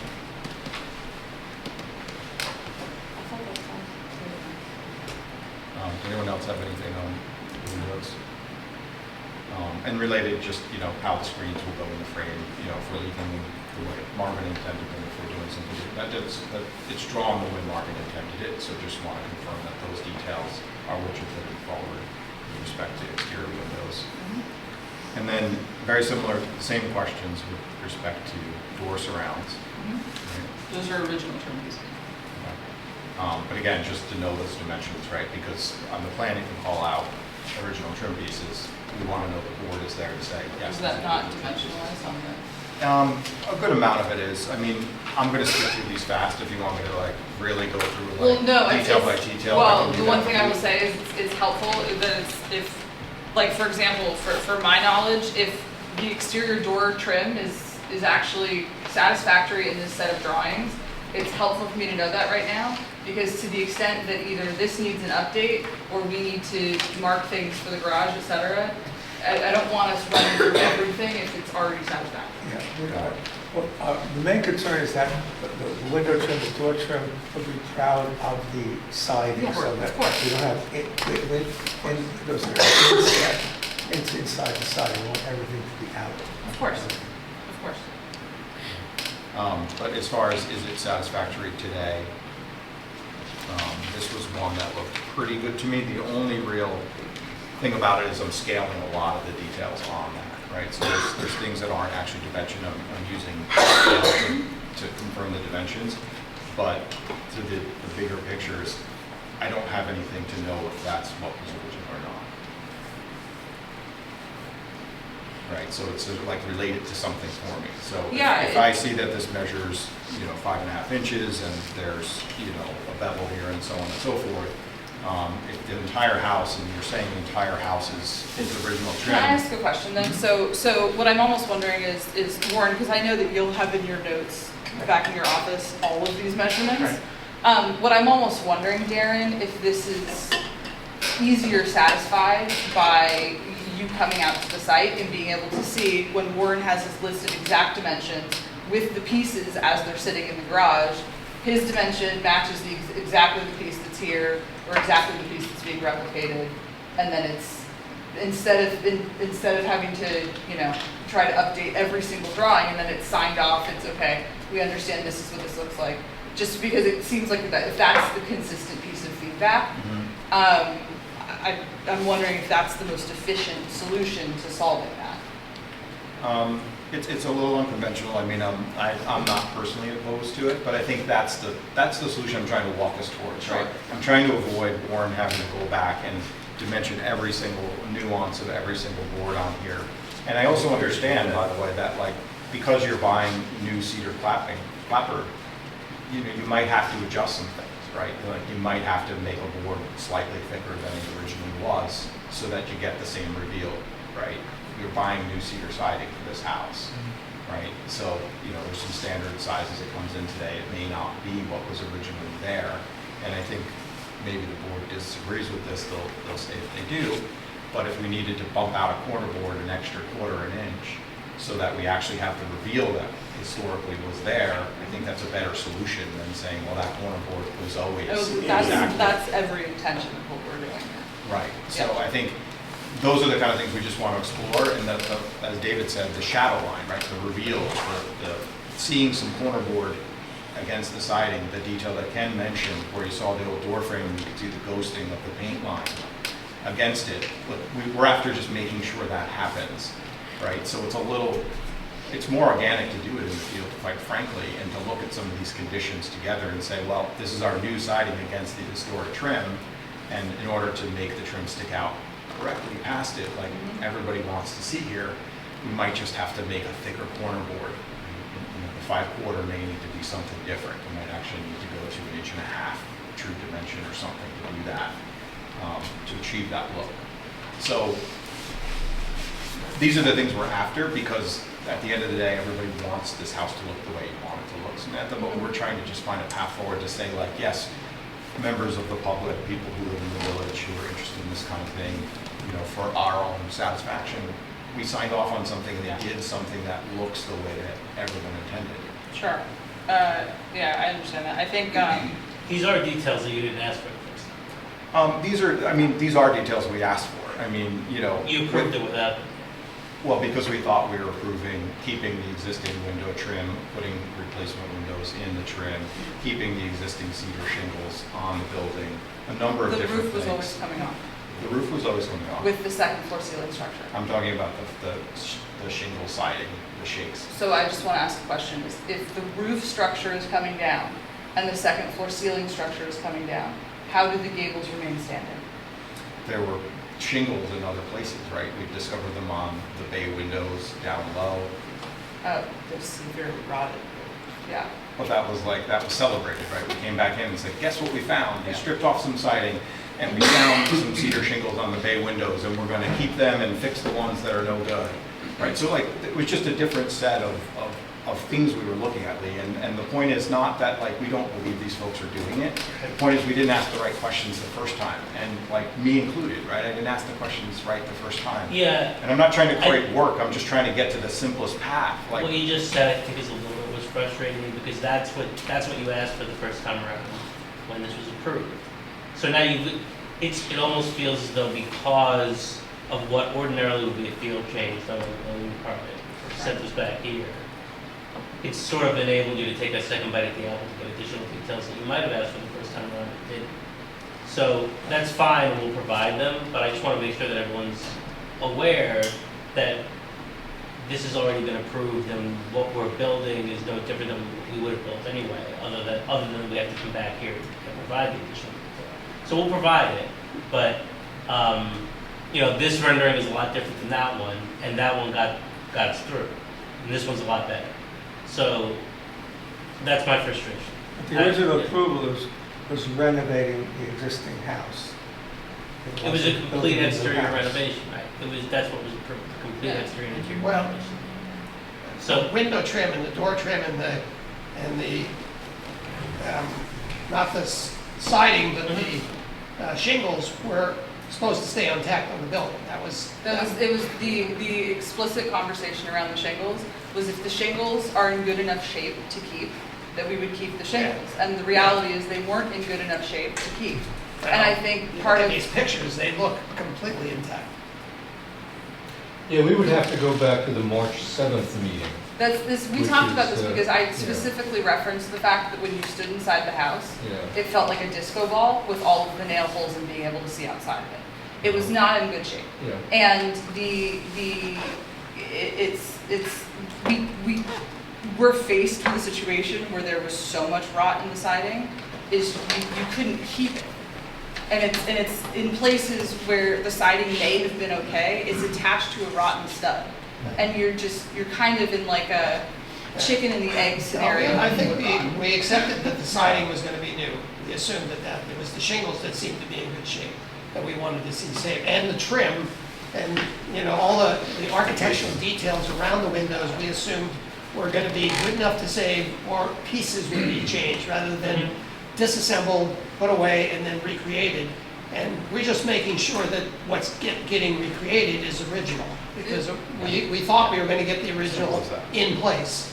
So now we're gonna get the original reassembled, and we just wanna make sure it's accurate. And I think Darren's suggestion of having all the pieces laid out on a board or in a organized way, so that when time comes, you can pull out that and say, oh, looks just the same. Which is, you're gonna do that anyway. And your builder can measure off something rather than measure off a drawing, which can go through a translation process and get lost.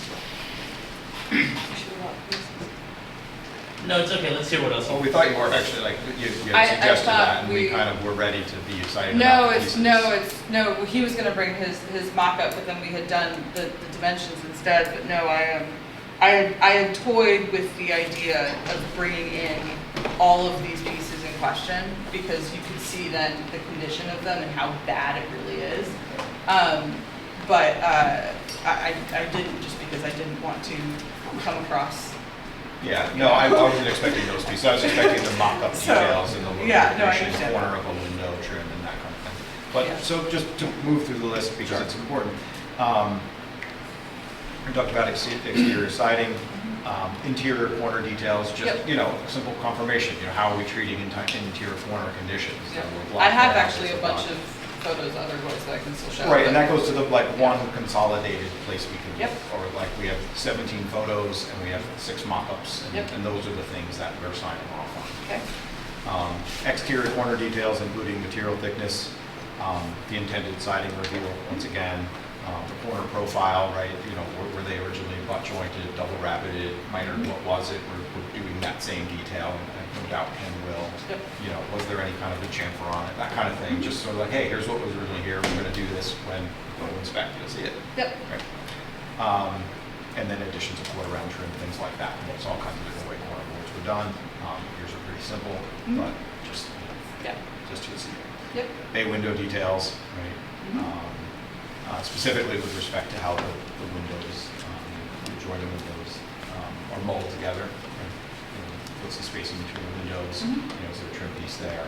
Is it made to look like 2 windows? Is it made to look like 1? Just something to say, hey, this is what the original house had. We're doing this with this material. Can I ask you a question? So I have extensive photos of the exterior.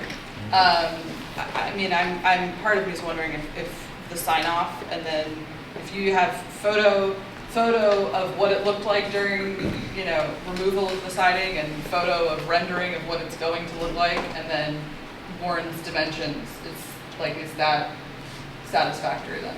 I believe it is. I mean, that Because was one of the... I can put those folders of photos together tonight, and Warren, I mean, I'm just, you know. I think Yeah. in one spot, you know, numbered, you know, we have Yep. these 52 photos and, you know, Yep. label them as, you know, bay window, Already done. you know, Yeah. that type of thing. I Already think it shows us that, right? Gives us something, and if there's a ruler in the picture or whatever you have, or you have laser scan dimensions on them, like, got it. Yeah, I can clearly see that that was like an 8-inch piece between the 2 windows Okay. originally, and they were 8 inches. Great. Okay. And just interrupt me if anyone has things on these bullet points. Roof fascia details, including drip edge profile and molding profiles, right? So just floor dimension shows what's there, round, whatever it is. Rafter tail, even soffit details, including any applied brackets. What I didn't see in the plans, Warren was specifically just interested in looking up at the bottom side of the roof. You know, what are we looking at? I have that there too. Right, so look like those details, just to be confident, what are we looking at? 2 boards, you know, running long ways, a bunch of teeth running short ways. Boards running long ways, small piece of crown.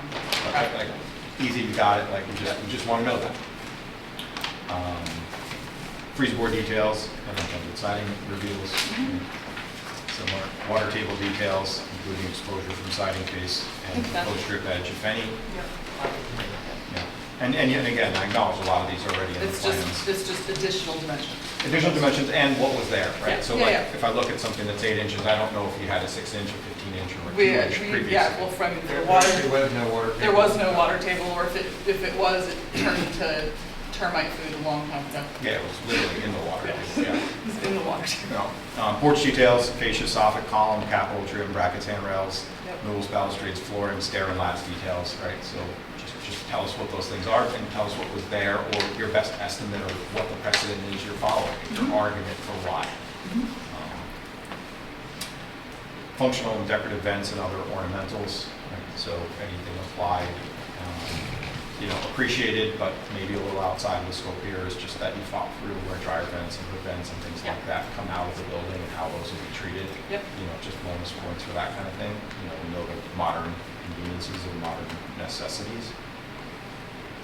Stone and brick veneer, and lintel details including joint sizes. We've done a pretty good job explaining that. I think we all get that. Just, are there any lintels made of stone or steel or anything we should be expecting over windows and that kind of thing? Just be good to have that knowledge. And then roof details including panel seam spacing and details on windows. That one is in there. That one is in there. I can see that, and if I scale this is your post seam spacing, you have this drawn, not just lines, this is what you're intending. Yeah. And then it seems to show that the porches and the bays have also standing Yeah, seams of the it's same exactly the same. panel spacing. And then I didn't see snowbirds or anything called out in there, I might have missed it. So just confirming we're doing like snowbirds rather than Yeah. snow rails. Yes, we are. Did they not make it in there? Yeah, well, there was a photo of the house up Chestnut Street. We submitted a photo, I actually think I have one of yours, that's farther up Chestnut Street that was a former duplex that has also zinc roof. Yeah. So that's pretty much exactly what we're going to replicate. Right, so we just want to hear that you're planning snowbirds and not, more modern snow rails, right? That type of thing. So like a very simple statement, something you probably already thought through, but just so that's one step further towards looking more historic. And I went through those very quickly, so I apologize if anyone had anything to add in those categories. But you get the general spirit of what we're looking for, just like, are we getting what would have been originally there, and how do we, and what's the simplest path to confirm that? What's the time to look at these things for CO? So the next step, I told the board, this has been a very controversial project, and the board would like to have a public hearing to give the village residents a chance to comment on what happened, pro and con, and how they feel about the project. So we'd like to schedule a public hearing.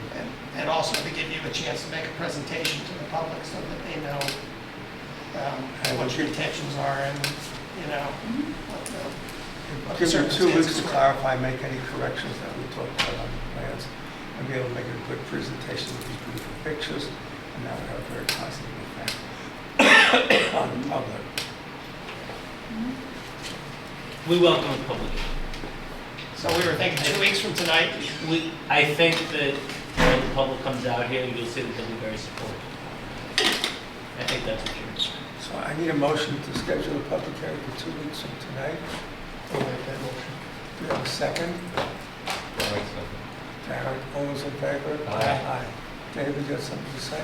No, I just wanted to be clear that the applicant was aware, we're talking 2 weeks from tonight, not next month for the public hearing. Yes. Correct. So October that's the 19th. 19th. And will you be able to provide updated sheets with some of the requests we've made for details? We've had so many sheets, so many versions of so many sheets over time that I don't know where to even find a full set of the most recent ones. Also, over the course of 5 or 6 meetings, many of the sheets had the same date on them, even though they were subsequent sheets. Yeah, I think actually to the point Darren had made earlier, is I think what we'll do is we'll put together these notes, we'll put clarifiers where there need to be clarifiers. We'll put, nitty-gritty dimensions on this. Then we'll submit, and we can title it something of like we can do something to basically the nomenclature of this to make it clear. This is the set you're looking at, so that you can effectively archive the other ones. Yeah. Yeah, because that would represent the entire amended site plan to incorporate all of our discussion. We get a final set of diagrams and a flash drive from Ryan so that we would have the ability to display it, up on the screen for the public to look at. And if you can tell at this point which of the windows are going to be original materials and which ones are going to be replicated, that would be helpful on that plan. So you say you have some trim that's, like the door trim is going to be original. The door trim, yes. The window trim is piecemeal because of the condition. All right. But what we want is the front, where is it? The front view, that all of the original that you can salvage should be on the front of the building, and whatever else you can salvage down the sides. The back, we understand, is new anyway, a lot of it doesn't matter as much, but at least what people see from the street, it'd be good if you could at least, Sure. No, I think actually, I think for the front, actually, it's probably easier if I point. For the front here, so the window trims themselves were in really poor condition. So all of the shutters that you're going to see on the front, and frankly down, I think both sides of the house, almost entirely down both sides, will be original shutters. We don't have full trim for windows if they weren't in good shape, but we can show you the sections we do have, which do also have the shutter hardware on them, so we can show you what the shutter hardware looks like. The porch posts are the original porch posts. A lot of the gingerbread's the original gingerbread, the brackets for the most part are the original brackets. We have sections of the crown and the frieze that we were able to get off the siding. And we have like a board basically that we were able to cut out for shingle shapes, etc. So we have all that, but then the door here is, with the exception of pieces that had been cut off to a long time ago, far before us, which is like the octagonal shapes on top or the feet at the bottom. But I have photographs that show you the relief in the siding of what they looked like, so we can actually shape them to match. But other than that, what you see on the front, as far as trim goes, is mostly original. All right, well, just label what you can, as, that'll be helpful that people know that, a lot of this trim is disassembled and put back on, rather than gone forever and reproduced. Are you putting gutters on this house? Currently, the plan is not to have gutters, actually. Part of the plan was to, we had talked about this, was to kind of do gravel and then drainage leaders away from that. Yeah, good. I think we're in good shape. Anybody have any other questions? Do we want to have two of us go and look at some of these mock-ups before the public hearing, or do we want to have you bring them to us at the public hearing? I don't think we do it in public hearing. I think if two people would volunteer to go and take a look at what he has to show you what you said you wanted to do. Were you intending to bring them to the meeting, some of these? There's a lot. So there's a lot. I think I think from an efficiency standpoint, I think it makes a lot of sense to come to the site, literally sign pieces, so that you feel comfortable, we feel comfortable, we know exactly what we're referencing. And then we may decide to bring some pieces with us to the public hearing anyway, just for the sake of the public. But I think for efficiency, because of the number of pieces, it makes more sense to come to the site. I don't want to have a whole show because we're going on till midnight with the public, and we try to do that. We're concerned about all these 14 items, the public is not even sure what that means, so. Yeah, I mean, I think a lot of people right now don't have any understanding that the garage is completely filled with everything from the house. I mean, you've seen it. Yeah. So I understand that. It doesn't need to be a driving punishment. So we want to deputize 2 people. I think parents would like to go. I'm happy to keep going, I'm happy to, They let want to someone go else see with with their own Darren. eyes. I don't mind going. Okay. So Michael and Darren will then tell us that what they see is the same as what that Justin gave today. It's progressing, as planned. And we can see the little materials there. And I think we made good progress tonight. Can you bring these, please, to the... Yeah, Oh, yeah, bring us to the Be very public. helpful. yeah. And I do just want to emphasize, the more you can sort of pare down all the prior stuff and just like pull the pieces that are still relevant and just. Yeah, no, what I'm. thing. One final set of plans to be. And one final letter or one final document or something, so we don't have to refer back to all these and ask about inconsistency. We can just say, okay, got it. Show us a picture of the brick, and that's pretty easy to check. If there's a way to do that, just pull it into some PDF or something. That's Jeff's point too, is that we have like this many files. You're gonna get everything you're looking for. I'll just close it. I was trying to leave it to Samantha, who I think did a phenomenal job explaining everything. And she's gonna give you, and Warren's gonna give you everything you're looking for. We'll hear at the public hearing. I alluded to it. I am a little bit frustrated. I'll just say it does feel a little bit like a second bite at the apple here. Asking for things that weren't asked for the first time, that could have been asked for the first time. So look, I'll leave it at that.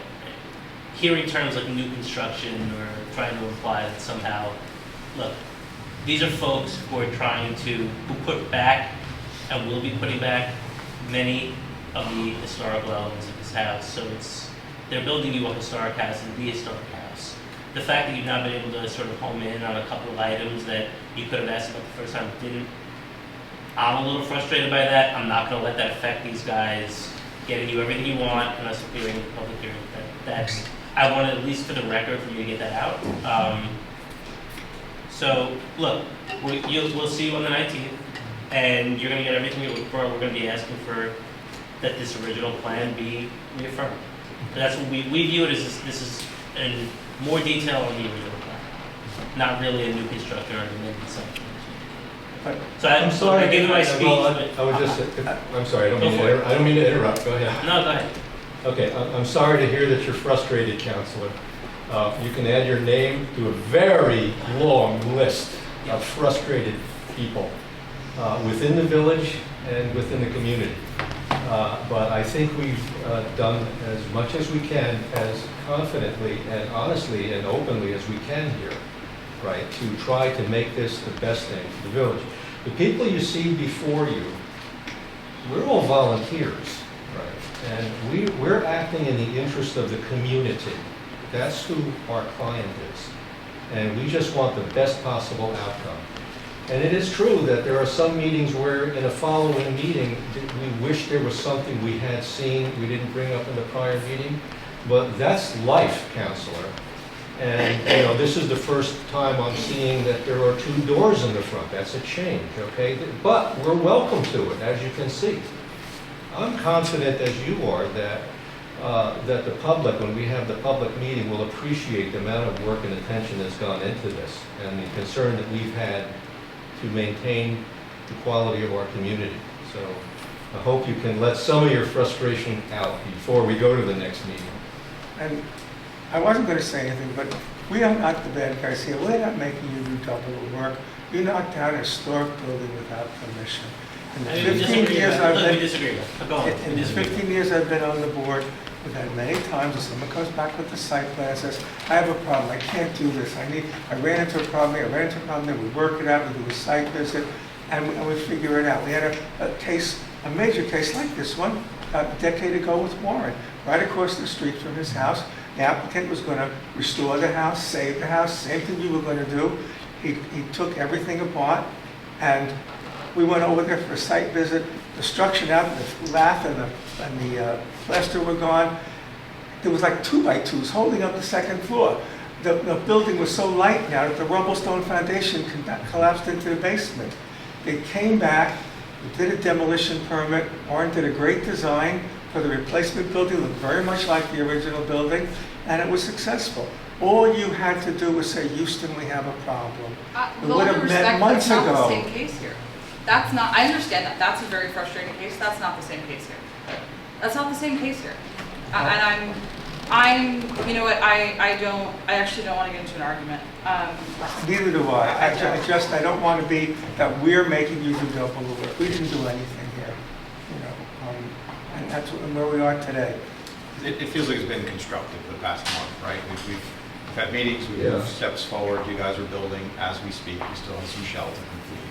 We didn't hold things up for these details coming in before we could schedule the public meeting. We're having a public hearing 2 weeks from now. You bring the details to that meeting or in advance, please. So we're moving this thing forward. I think it's been constructive, whatever the reasons we got here. I think it's a nicer place to leave it at.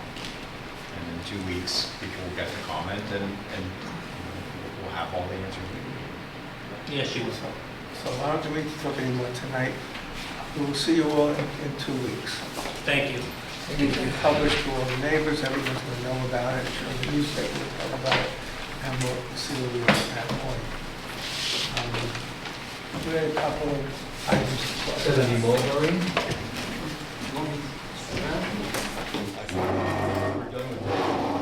Thank you, David. I just want to ask David one quick question. I had told what asked Ryan to check into it. Apparently it's on all the newspapers, Upstate Down is moving down the block into Stickles. Now, we've had some instances in the past, like the Rhinebeck hardware store. It's now, it's a big sign, it's still there, even though it's a totally different business are in it. That's the name of the building.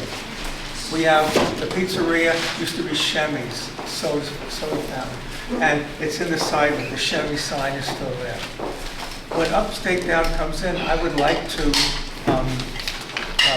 be able to keep the Stickles sign. That's the name of the building, it's not the name of the business. It was built 80 years ago, and it's part of the historic district. I'd like to keep that. And I asked Ryan to check with the Stickles and see whether they have a problem with that. And I asked Tim Decker, who was on the board 15 years ago when I wasn't, and he said, all they did was say, this is historic. The Rhinebeck hardware store is the historic. It's the name of the building, not the name of the business. And we'll take it out of the sign calculation. So Upstate Down could put a sign hanging out from the building, could put logos like they have now on the windows of Upstate Down, and Stickles could stay on the building if the owner is agreeable. And if there's the right to try to touch base with Seth or Matt Stickle, see if we can do that. So I don't think that's, I think it would be great to have that. I'm not so sure myself. But we can discuss it certainly. We can discuss Yeah. that. I want to know. Stickles was from the 50s, right? That's from Stickles, the- no. More than that, the original brother started it, and then the next brother took it over. But that building. Because it started out I have as pictures five of dime. Schaefer's department store, a clothing store, fire in the Frank Asher collection, the other clothing store, and then a year or two All right, later, we'll fire, talk about it. and then Al Stickle in there. One of the pictures is building Stickles. There's a bunch of guys building the building, and I don't know, I just, What was that date? So I think it was like 40, no, 40, I think the fire was in 40. I have to look it up. Frank had every single date on every one of those 2,000 pictures that he took it. Okay. So I know. So per the request from the chair, I did reach out to Seth Stickle, who was part of the Stickle family. He communicated to me, though he's not directly involved with the transition process. He would definitely take the request to his family and potentially communicate that in some form or fashion to the proprietors of Upstate Down. I don't want to put words in David's mouth, but I mean, when they come to you guys, theoretically, that could be a condition of approval whenever they are ready to come to you guys, that the sign on the front facade is preserved as Skemahorn's sign was and the Rhinebeck Hardware store sign was, and so on and so forth. But David, I don't know, do you want to add more to that? So, to translate the question, You're asking me whether there's an ability for the board to require the preservation? I guess I don't want to require it, but a suggestion to the Stickle family to carry on the name of the grandfather, that would be, his name is still on the building. Well, that's easy. The board can suggest what, you can suggest what you want. I'm totally cool with that. You don't need a lawyer. If the question was whether you could require it, I would actually need to think about that. I know. If the question is whether it's a good idea, I'm going to bounce it back to you guys. You understand the village better. There's a variety. I'll take a quick look at this, so I'll be able to chat more with you the next time we meet. Off the top of my head, I do not know whether, in terms of historic preservation, whether this could be a requirement. My guess is that it could be, but I would turn it around and say, is that what we want? In other words, as we move forward into another century, for example, is the goal, would the historic preservation goal be preserved by a sign in a similar way with a new proprietor, or is there something really important about the name of the building? I'd also need to know, and would advise the board to find out, what's typically, this is not the first time in New York State's history, or the East Coast, or the country that this has happened, so I don't know how this is handled. So those are my long answers. Well, we have several there already. But you can certainly suggest and have a conversation, and there's nothing wrong with that. Tim had said that M&T Bank took the First National Bank of Rhinebeck off the top of the building, but if you stand across the street and look up, you can see the First National Bank of Rhinebeck outlined along the top of the building. So this is, like, this exists in historic districts around. One of the hardest things for me, as I am well now into my 7th decade, is understanding that newer generations of people may actually do things in ways that are different than when I grew up in the 70s, and some of the I went back to my home in, where I grew up on Long Island. I've been there several times now because of dealing with my father. And I found out that the Carvel that we used to go down to for whatever we ate back then is still there. And I actually had one several months ago. But the point is, things change. And I don't know what the board can filter all that through what's best going forward. I would guess that as a legal requirement, my guess off the top of my head is that you could, either on historic preservation grounds where I can check the code, or on secret grounds, because quality of life and that sort of thing. But at the same time, the applicant is going to have certain, my guess is, without having researched it, the applicant's going to have certain constitutional rights to advertise their business with a commercial sign. Oh yes, they can put up, they have now a sign over the doorway hanging out, and logos on the window, upstate down and stuff, and they can have all that. But higher up on the building, if the Stickle family wants to continue forward with their, We would have to figure out what the law. I don't want them to feel that it'd have to go. That is a big upstate, It's the name of the building. It's the name of the building, not the name of the business. Sometimes There have been sometimes buildings get renamed too. Like, I don't even know if the Chrysler building is still the Chrysler building. But Chrysler doesn't even exist, so. the Rhinebeck hardware store has had many businesses in the last 20 years in the building. There was a meat store, there's been a lot of different things in there, I guess but that sign the stays. historic preservation question is whether either the sign itself or the identity is an important component of the historic nature of the site. It was just a question I asked, And, asked the family. I'll poke around a little bit. But not so that the family feels they have to take it down, and not that the owner feels it would jeopardize their amount of square foot of signage, that would not be true. And I don't think we should be reaching out to the family until we've decided whether we're going to keep the sign or not, because we don't want to get their expectations. You don't want the sign? I have questions Why about don't you it. vote on the Rhinebeck hardware store sign? I probably voted yes. Guys, can we? Yeah, we gotta, I think we okay. have an application. We can talk about this after. Thank you, Yeah. David. Thank you, Dave, for all your help. So we have a building department referral. We have Jackie here from D Road Heating and Air Conditioning. Oh, I'm sorry. Who's kind enough to show up. Jackie, if you want to come up and grab a chair.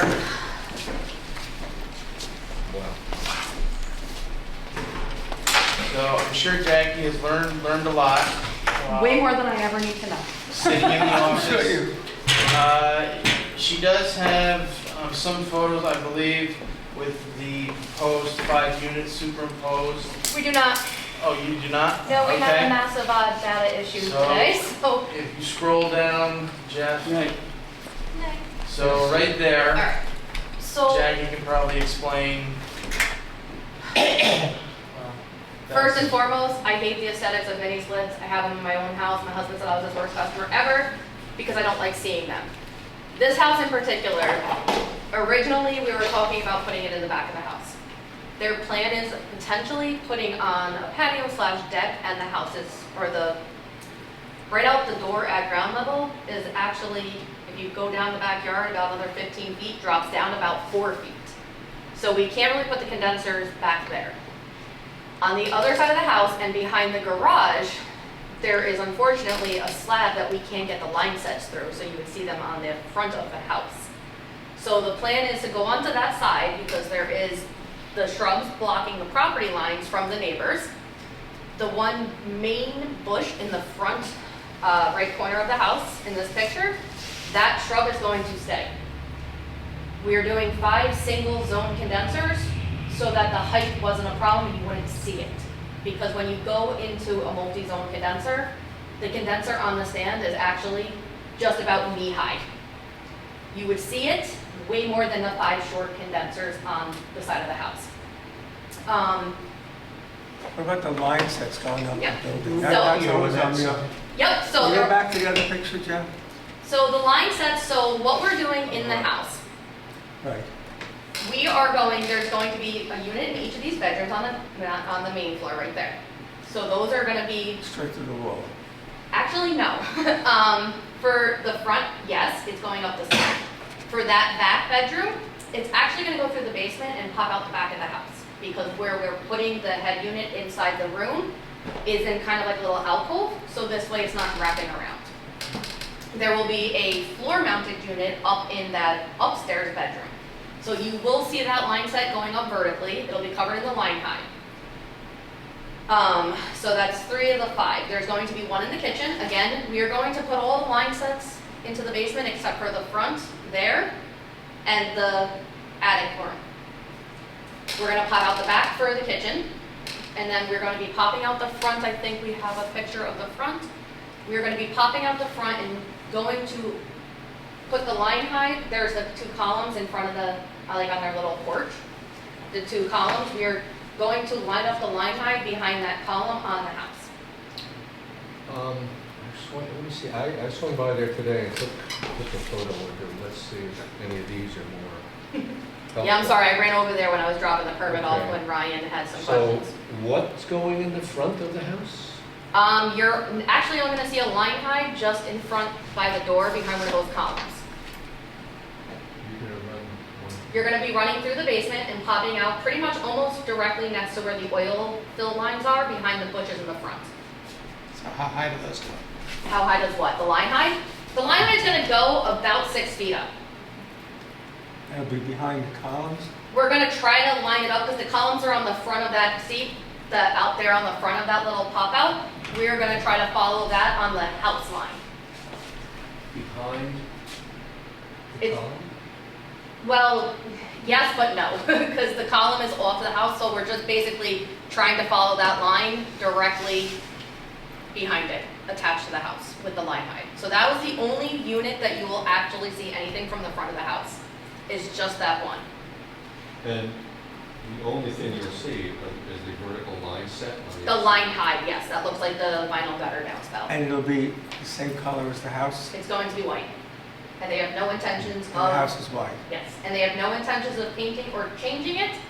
But I did tell them as well that knowing that now it's in a historic district, that if they do have any intentions of residing the house, that realistically at that point, call us back and we'd probably bury the line behind the siding. What's the dimension on these columns? I'm not really sure. Is it possible to put a fake column of the same dimension with the line set inside? Let me ask you a question. Would you be opposed to us adhering the line set to the back of that column and then going at roof height? We don't have to worry about any oil traps of going up and over and down. The forward line set? Yep. You're hiding it behind. Which the- one? Backside of the column. On the Back back side side of of the the column and then going up against the fake little roof line to get into the house. Which is the Yeah, back oh, of I'm the sorry, it's house? gonna be on the right side one. This one? Yep. How would you Okay, get there? if you bring the line Stone set porch though. up the back side of this Well, because if column, we come out directly through, because right, And then into the the porch raft. the porch is only probably like 6 feet wide. Yeah. I'm not an engineer and I'm not an architect, so bear with me, I'm sorry. But we would be coming out of the basement below all that hedge. So we Yeah. could theoretically run the line set, not in line height, through pretty much the ground to get up behind that. This way it wouldn't be so in your face. Well, yeah, that's what I was asking, if you could put a fake column there, with the line set up with fake columns. If you put the line set on the inside of the forward column here, and there'll be a line set cover. Yep. How close is it gonna be to this next? You see, there's two columns here, one front, one mid. We'd be on the corner one. Yeah. And then if we can Backside. theoretically, yeah, the backside and then theoretically run against that fake roof line to get into the house. Can we split it, can we just open that one bay in the sheet rock and just put it in the stud bay? No, because the problem is that there's the baseboards there. I'm not, and it's all, they've already started, they peel off all the wallpaper and they already painted, I believe. Just, this is on the front of the house. I mean, we don't normally see line sets Yeah. on the fronts of houses at all. You know, for what it would cost to just cut the sheet rock and put it back. I mean, I can it's back absolutely where it ask came. Mrs. Hill, but I mean, I think it's gonna be a whole lot less effort, and, you know, we're setting a pretty bad precedent to put a line set on the front of a Yeah. house. in Is the there, historic I district. mean, this looks like it goes back, could behind here on that side going into that the, one? the chimney is there and the way that the layout of the room is for peak airflow, it would be in a box out in, if you're on that side of the house, you have the chimney here, you have the wall that goes between the living and the kitchen. You're way too boxed in for airflow really to be there. So by putting it on the front and by the one we're putting into the kitchen / dining room, it should really keep good circulation. I mean, I could also offer, there's a window there in the corner trim, so the vinyl siding in that section, for the most part, is only this wide. So to pop off the vertical row of vinyl siding and a little bit of long siding below, we're talking a half hour worth of work to just cut some sheeting and put it in. I mean, I can absolutely run that past my boss. You mean here? If you go to the photo, I'll show you where. I just, you know, if we're solving to like making a column and a custom line set cover to hide it in a column, your photo was good. Yeah, okay, let me go back to mine. Because I think you've done a thoughtful job bringing everything to the basement and you're going to the rear of the house, and also I do appreciate that. I mean, But because it I know, just seems- And because, I thought there was an order board there, but this isn't a very difficult section of vinyl siding to get off. that's not where the head unit's going. It's going to the other side. Oh, it's going over here. Yes. So you're coming out here into there. Yep. I mean, similar thing, it's a little more difficult as you see that, but I mean, just a sheet rock bay, if there's no wallpaper and it's just a drywall situation. Now, I know that Well, like, just before we move on, I'm Sorry. sorry, just once again, what's the dimension of this? Can you create a box column instead of this is probably a solid, this looks like a 6 by 6. Right? Can you create a box column that is a 6 by 6 column, move the line set up it, and then in? And then you wouldn't have the line set cover between these two very close columns. You have an uneven number of columns on the right and left side. I think she's proposing strapping it to the back, so. from That's what I was, so you looking wouldn't head see on, it. you wouldn't see it, so it'd be on the rear of the I don't box. think you'd see it if you strap it to the back of the column. and then if we just follow that fake roof line of the eave or whatever that is coming out, Yes. and then just pop it. It's way back from the road too, it's not Yeah. very close. And that's the only one that I foresee being any visibility, because of the way that we designed it. Okay, then, in terms of visibility, Uh-huh. yeah.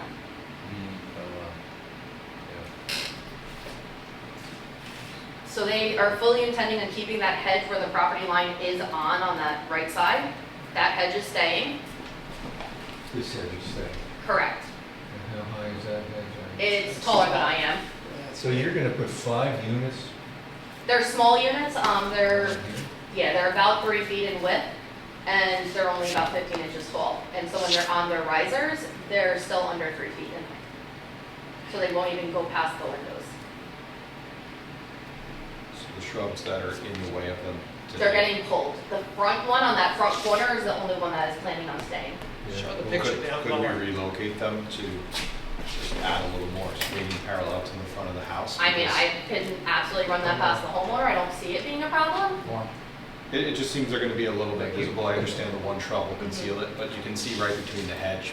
Yeah. You can see that view That from the road. shrub you're gonna keep? The big fluffy one, yeah. That was the plan, was keeping that. That's great. So maybe the So- boxwood could just shift around. It was a little- So you're keeping it, you're saying all 5 of these units are gonna be aft or Yep. back Yep. from this? Mm-hmm. They're gonna be here? Yep. You're gonna have 5 3-foot wide units between here and here? Yep, we only need about 4 inches between each of them because of the way that the line sets are going in. Originally, like I said, I would have loved to do a multi-zone, Yeah. but then you would have way more piping on the outside of the house with branch boxes. And how high will they be? They're, hold on, I wrote down dimensions. Just had it there I mean, on- that shrub is quite a bit over here. I mean, from the street, that shrub is not gonna They're shield these things. No, 12 and you're 5 gonna see feet. them on that angle, Yeah. but only from that angle. If you go a little further up the street, the hedge will get in the way. Yes. If you go this way, the bush will get in the way. So if we put up like a lattice fence right on the front to kind of further block visibility, would that be okay?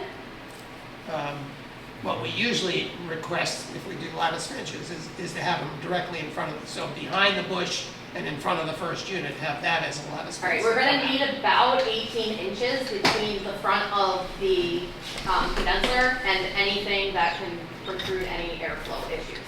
Right. No, I was just talking about coming straight out, not going this way. Gotcha. And that's what I was suggesting with the relocation of the shrub, just take it out and put it In in the that front. direction too. So you're kind of block boxing off the whole, Yeah, not all the way to the hedge, but if you came out, 3, 4, 5 feet, yeah, I think it would take this angle out of it, which is the one you see if you're I heading don't towards see the that being a fairgrounds. problem with us. I mean, I would almost say you don't need the lattice in that situation if you just move that boxwood. Isn't she the last one in the, like, in the historic district too? Yeah. I was just looking at the maps. It looked like. Yeah, it's a bit of an outlier for the historic district, I think.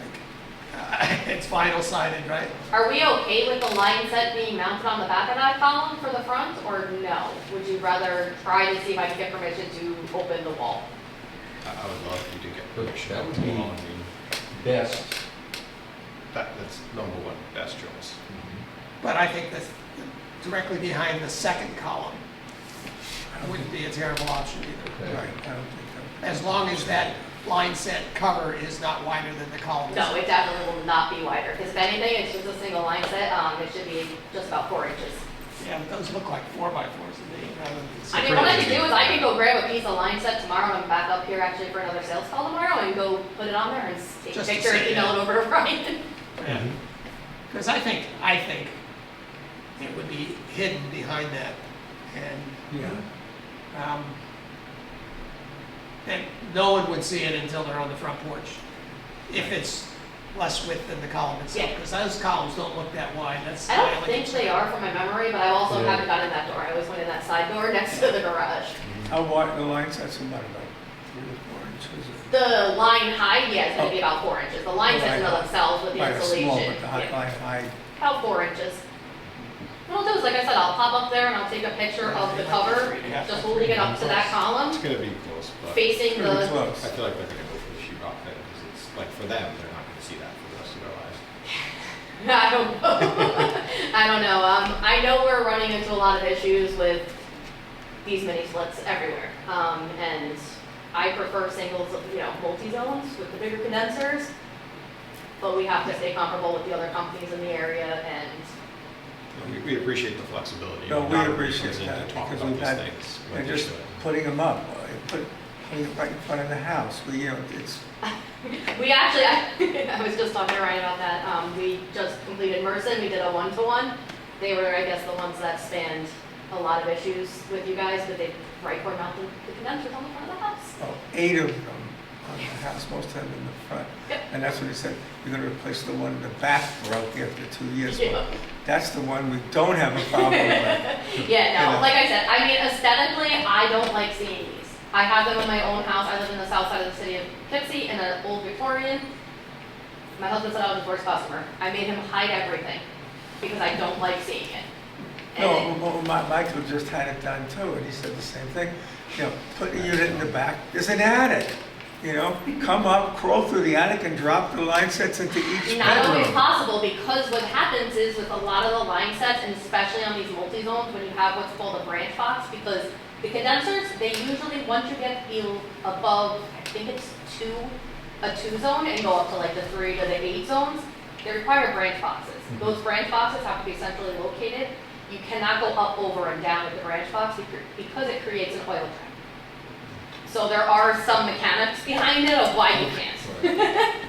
Well, we're just trying, and it's amazing, people have historic houses, you think they would say, well, I'm on air conditioning, it's better than 10 window units, but I would, I would like it, and people don't, I want to be cold, To I don't know what answer you your do. question, Jeff, where we're at is reuse plantings for screening of units, and then the option is they're either going to open the wall on the front, Okay. or if that is shut down, then behind the second column on the north side of the existing front porch. I'm also going to run it past our owner tomorrow and my general manager to see, because I think we may be able, because since the vinyl siding has a little bit more give than, like cedar or aluminum, we might be able to pull the siding and put the line sets right behind it to help hide it, but I just don't know. Yeah, the reason I asked that about the shielding of it is that along that side of the house, you're putting 5 units there, and that street happens to be a very popular walking and jogging street. People go up and down that pedestrian, right? And I guarantee if 5 units became visible on the side of that house, we would hear it from everyone. Every time someone comes through. Well, that house there, you can see them from, they're very Why you long. making So me- we're trying to do our best No, I to totally make sure understand. that But for we're- the first time, we're trying to get the contractors on board. That's what I'm This- doing. That's what, yes, and we appreciate that. If we can educate all the contractors to say, to make the suggestions. The very first one we had years ago was the Catholic Church. Guy came and said, I want to put them up on either side of the stained glass window in front of the building. We said, what? Well, he said, that's the easiest way for him to put it in. We said, time out, and that was the first time we were exposed to that, and realized we need the contractors to be on board, understand that it's a historic district, and homeowners shouldn't want ugly stuff on the house anyway, And another reason why we're putting them on stands opposed to mounting them on the house is because when we mount them on the house, they actually are going to be a little bit higher than they would be on the stands on the ground. Yeah, see, this is like a 45-degree view from the street, and if you're gonna put them all from here to here, at least here would be shielded, but if you could relocate or put something higher here to these units, that would be wonderful. Yeah, I will touch base with my GM in the morning. I will touch bases with Mrs. Hill, the owner, and we'll see what we can come up with about opening up that wall. And I will definitely pop over there tomorrow just to take a picture anyways, just so we have that in case the opening of the wall is not feasible at this time. Do a measurement of the column. Yep, absolutely. To finish your We vinyl appreciate siding thought, this. though, rather than just tucking it behind, which will yield to the well, vinyl siding can go up very, very Okay. easily, so you might suggest that to them. That it also might have some rigid foam underneath the vinyl Which we siding, can just notch. which you could just notch into, because your line set's gonna act as the Yep. insulation. Yep, So- and it's already insulated anyway. So it might just be a very natural place to get a notch in there. Yeah, the only thing I'm a little concerned about going that route is the condensate. Because the condensate, no, not really, because the condensate I just worry about that getting smushed behind the siding and causing an issue. You're running the condensate with the line set down. Condensate is gravity, so yeah, we just out and down. But you could certainly just drill a hole for the condensate and not follow the line set all the way to. If you guys are okay with that, the condensate line is just white plastic anyway, so. Yeah, it's clear. I mean, no, just let it just fall. Oh, okay, gotcha. Just for the record, do you guys want to add a third item to this, that if any of this landscaping should change under the ownership of Ms. Hill, that they need to return to this board for the review? Yeah, I'd like to see it change. I mean, I think we're after sort of an additional, let's say, 4 feet of parallel with the front of the house landscaping to hide the middle of 5. Well, on top of that, if 6 months from now, they don't like that hedge anymore, and all of a sudden the hedge disappears, Right. We need, where is anybody at? right, we need that at least replaced with some other species that we could do. Yeah, that hedge I think should stay, absolutely. Oh, I see the hedges, oh, yeah. Yeah, the property line one. And we are effectively about 20 feet from the property line. I think it was like 19 and a quarter feet from the property line of where the farthest part of the condenser, or closest to the property line of the condenser, was going to fall. We appreciate you coming in and explaining this and listening to our feedback and being as patient as you've been. I'm trying. I'm sorry you got trapped in this. No, it's totally fine. He warned me that I was going to be here for the long haul Oh, tonight. no. I'm just a little tired. We all are. And you guys are volunteers, so. Well, thank you so much for coming in. No problem. So I mean, what are we looking at? I mean, as long as I can get all that stuff buttoned up in terms of the answers, could we effectively get the permit like soon? That's gonna be up to the code officer and the building inspector, and they might want something in writing signed by Ms. Hill, just confirming all of these conditions moving forward. Yeah, Okay. You don't have to come back to us. I think we're pretty. Yeah, no, I just know It's we've a been- different department now to get the permits and Yeah, stuff. we've had this permit, I think, pending for almost a month, so the customer is trying to move It's not that forward. bad. I have date stamped. We're not that bad. We're not that bad. Well, we also gotta worry about the electric, but that's not on us, so that's on, they have to do a service That's upgrade as right. well, but that has nothing to do with me.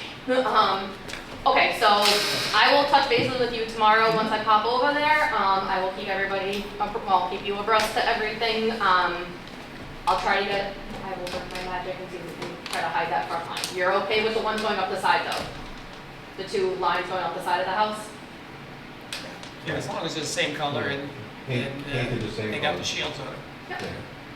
They're all We vinyl can just anyway. strap the black insulated pipe on the side of the house and expect that to be. No, none of that stuff. Yeah, no problem. So I will touch base with you tomorrow Yeah, Just and, talk to Ryan and thank you so much. no problem. Tell everybody you know that. Your name again? Jackie. Jackie what? My name's actually Jacqueline, Jaclyn. My last name is Holt, Holt. Thank you, Jacqueline Holt. No problem. And for your patience. I'm a working mom. I have patience sometimes. All right, I will touch base with you tomorrow. If you guys have any questions, obviously, you know where to find me. Thank you. Thank you. So even Have a though good I'm night. starting to fall asleep, this. So one last This feeds thing. into Jeff's, yeah. One last thing, folks, before we get into that. The first meeting in November is November 7th, Election Day. In the past years, you guys have canceled that meeting, or you've done the opposite. It's up to you what you guys want to do. You don't have to make a decision tonight. We can decide this on October 17th, but just think about it. If you want to be here with, everything going on at Town Hall and We've been here everything like that. through presidential elections, we've had meetings. You have, and other times you guys have sat home. So it's up to you. Just think about it. Well, I kind of think we talked about it earlier and agreed we should keep the November 7th meeting. We might need it. Yeah, unless there's stuffing on the agenda. Yes, yes. So we asked Jeff to write this up that Jackie just talked about, what we want and what we don't want. And Jeff made modifications to the building code, which, as Lydia said last time, we can't do yet, but this may be what we want. I'll take suggestions. Huh? I'll take suggestions. And so, what, you got a copy of this? Yeah, I'll have to send you, I'm about to, about to. or Ryan can forward it to you. Because- But I thought it was just something that we needed What- to talk about, or Yeah, what I wanted was something that would say, for Ken, for the historic district, these are the rules. You have to be painted the same color as the house, blah, blah, blah, blah, blah. And then when the code was changed or modified, that we would have it codified that this applies to the entire village. That we want, when these permits are granted, in or outside of the historic district, we want, hidden by shrubs in the back of the house, the line sets, paints them, and so and so.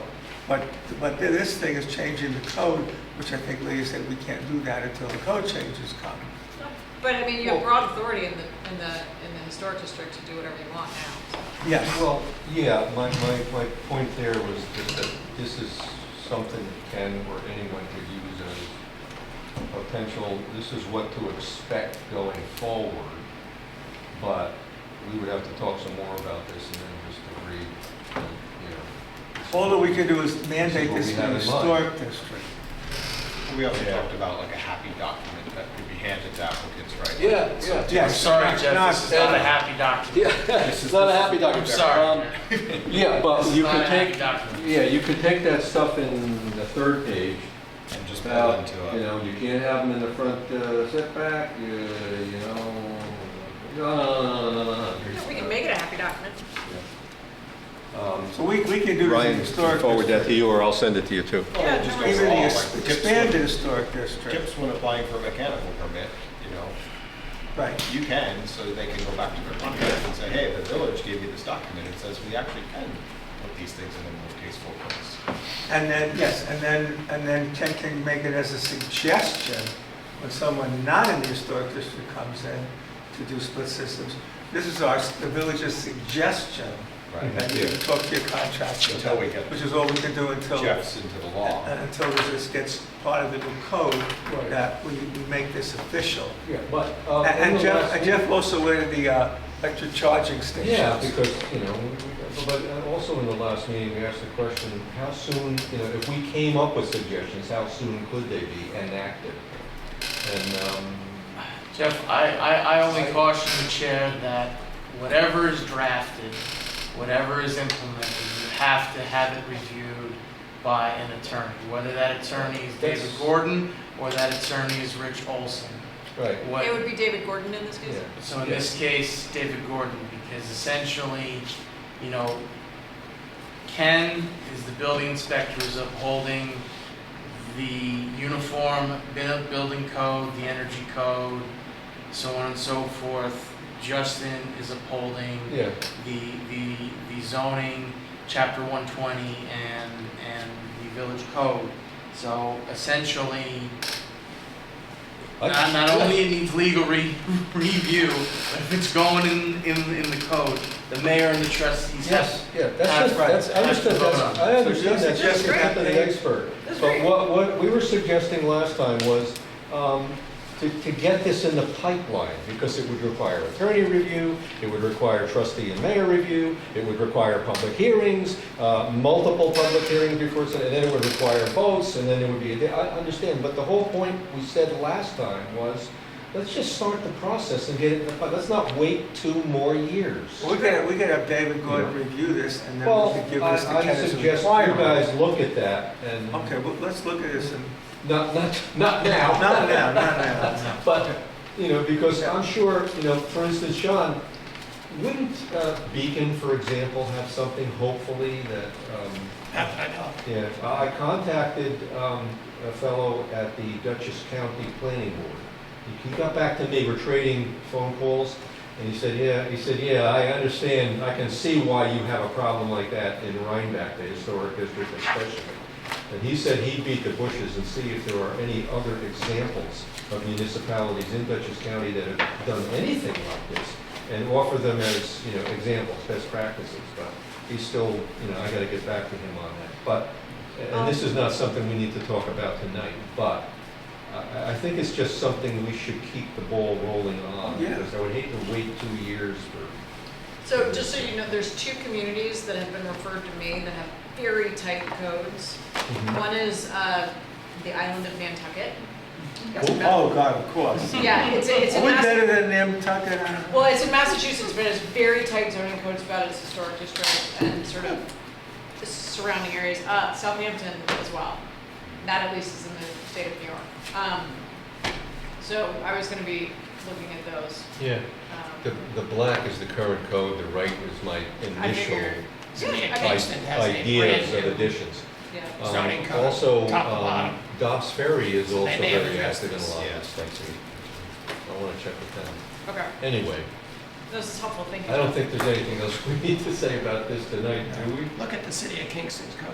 Kingston? Okay. Because they just adopted it, and it was from nuts to soup, they did the whole thing over. So if they thought about it, they would have addressed it. They have historic Okay. districts there. Okay. Any other ideas? Anybody? Okay. Motion to adjourn. Lydia? No. David heard that Ty and Bond is reviewing something from Mulberry Street in regards to, So, the secret process is underway in front of the Board of Trustees. The applicant sent Ty and Bond a bunch of stuff.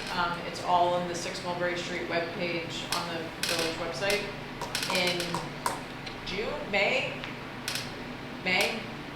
April. That Ty and Bond responded to saying, we need more information here, we need different information there. So they just did a whole another pile of submissions in early September, and Ty and Bond are reviewing those. What does he want to do? It's the same thing that we've been talking about for years. Same thing you had originally. But all of this, it's like the traffic study and the environmental study and water and wastewater and zoning doodads. change because the way the building is set up, it can be a two-family. And there was 17. The whole purpose of this secret review is they've requested an amendment to our zoning code to allow them to have a multifamily adaptive reuse. We don't know what that's gonna look like, if it's gonna look like anything at all at this point, but the secret review is the first step of that. How is that not spot zoning? That's Because what we would probably do is do some sort of we would do some sort of adaptive reuse overlay. I mean, there's lots of ways to handle it. Mr. Chair, concerning the hour, and that there's nothing formally been submitted to the planning board, I would suggest that we adjourn tonight, and I can send the entire board the link that is present on the village's webpage. How are you coming with minutes? We're falling behind. Huh? It's Miranda. Oh, Miranda, sorry. And I don't have any available for you tonight. I'll Sorry, get it's you- getting I'll- late. I'll get you the video from the last meeting tomorrow.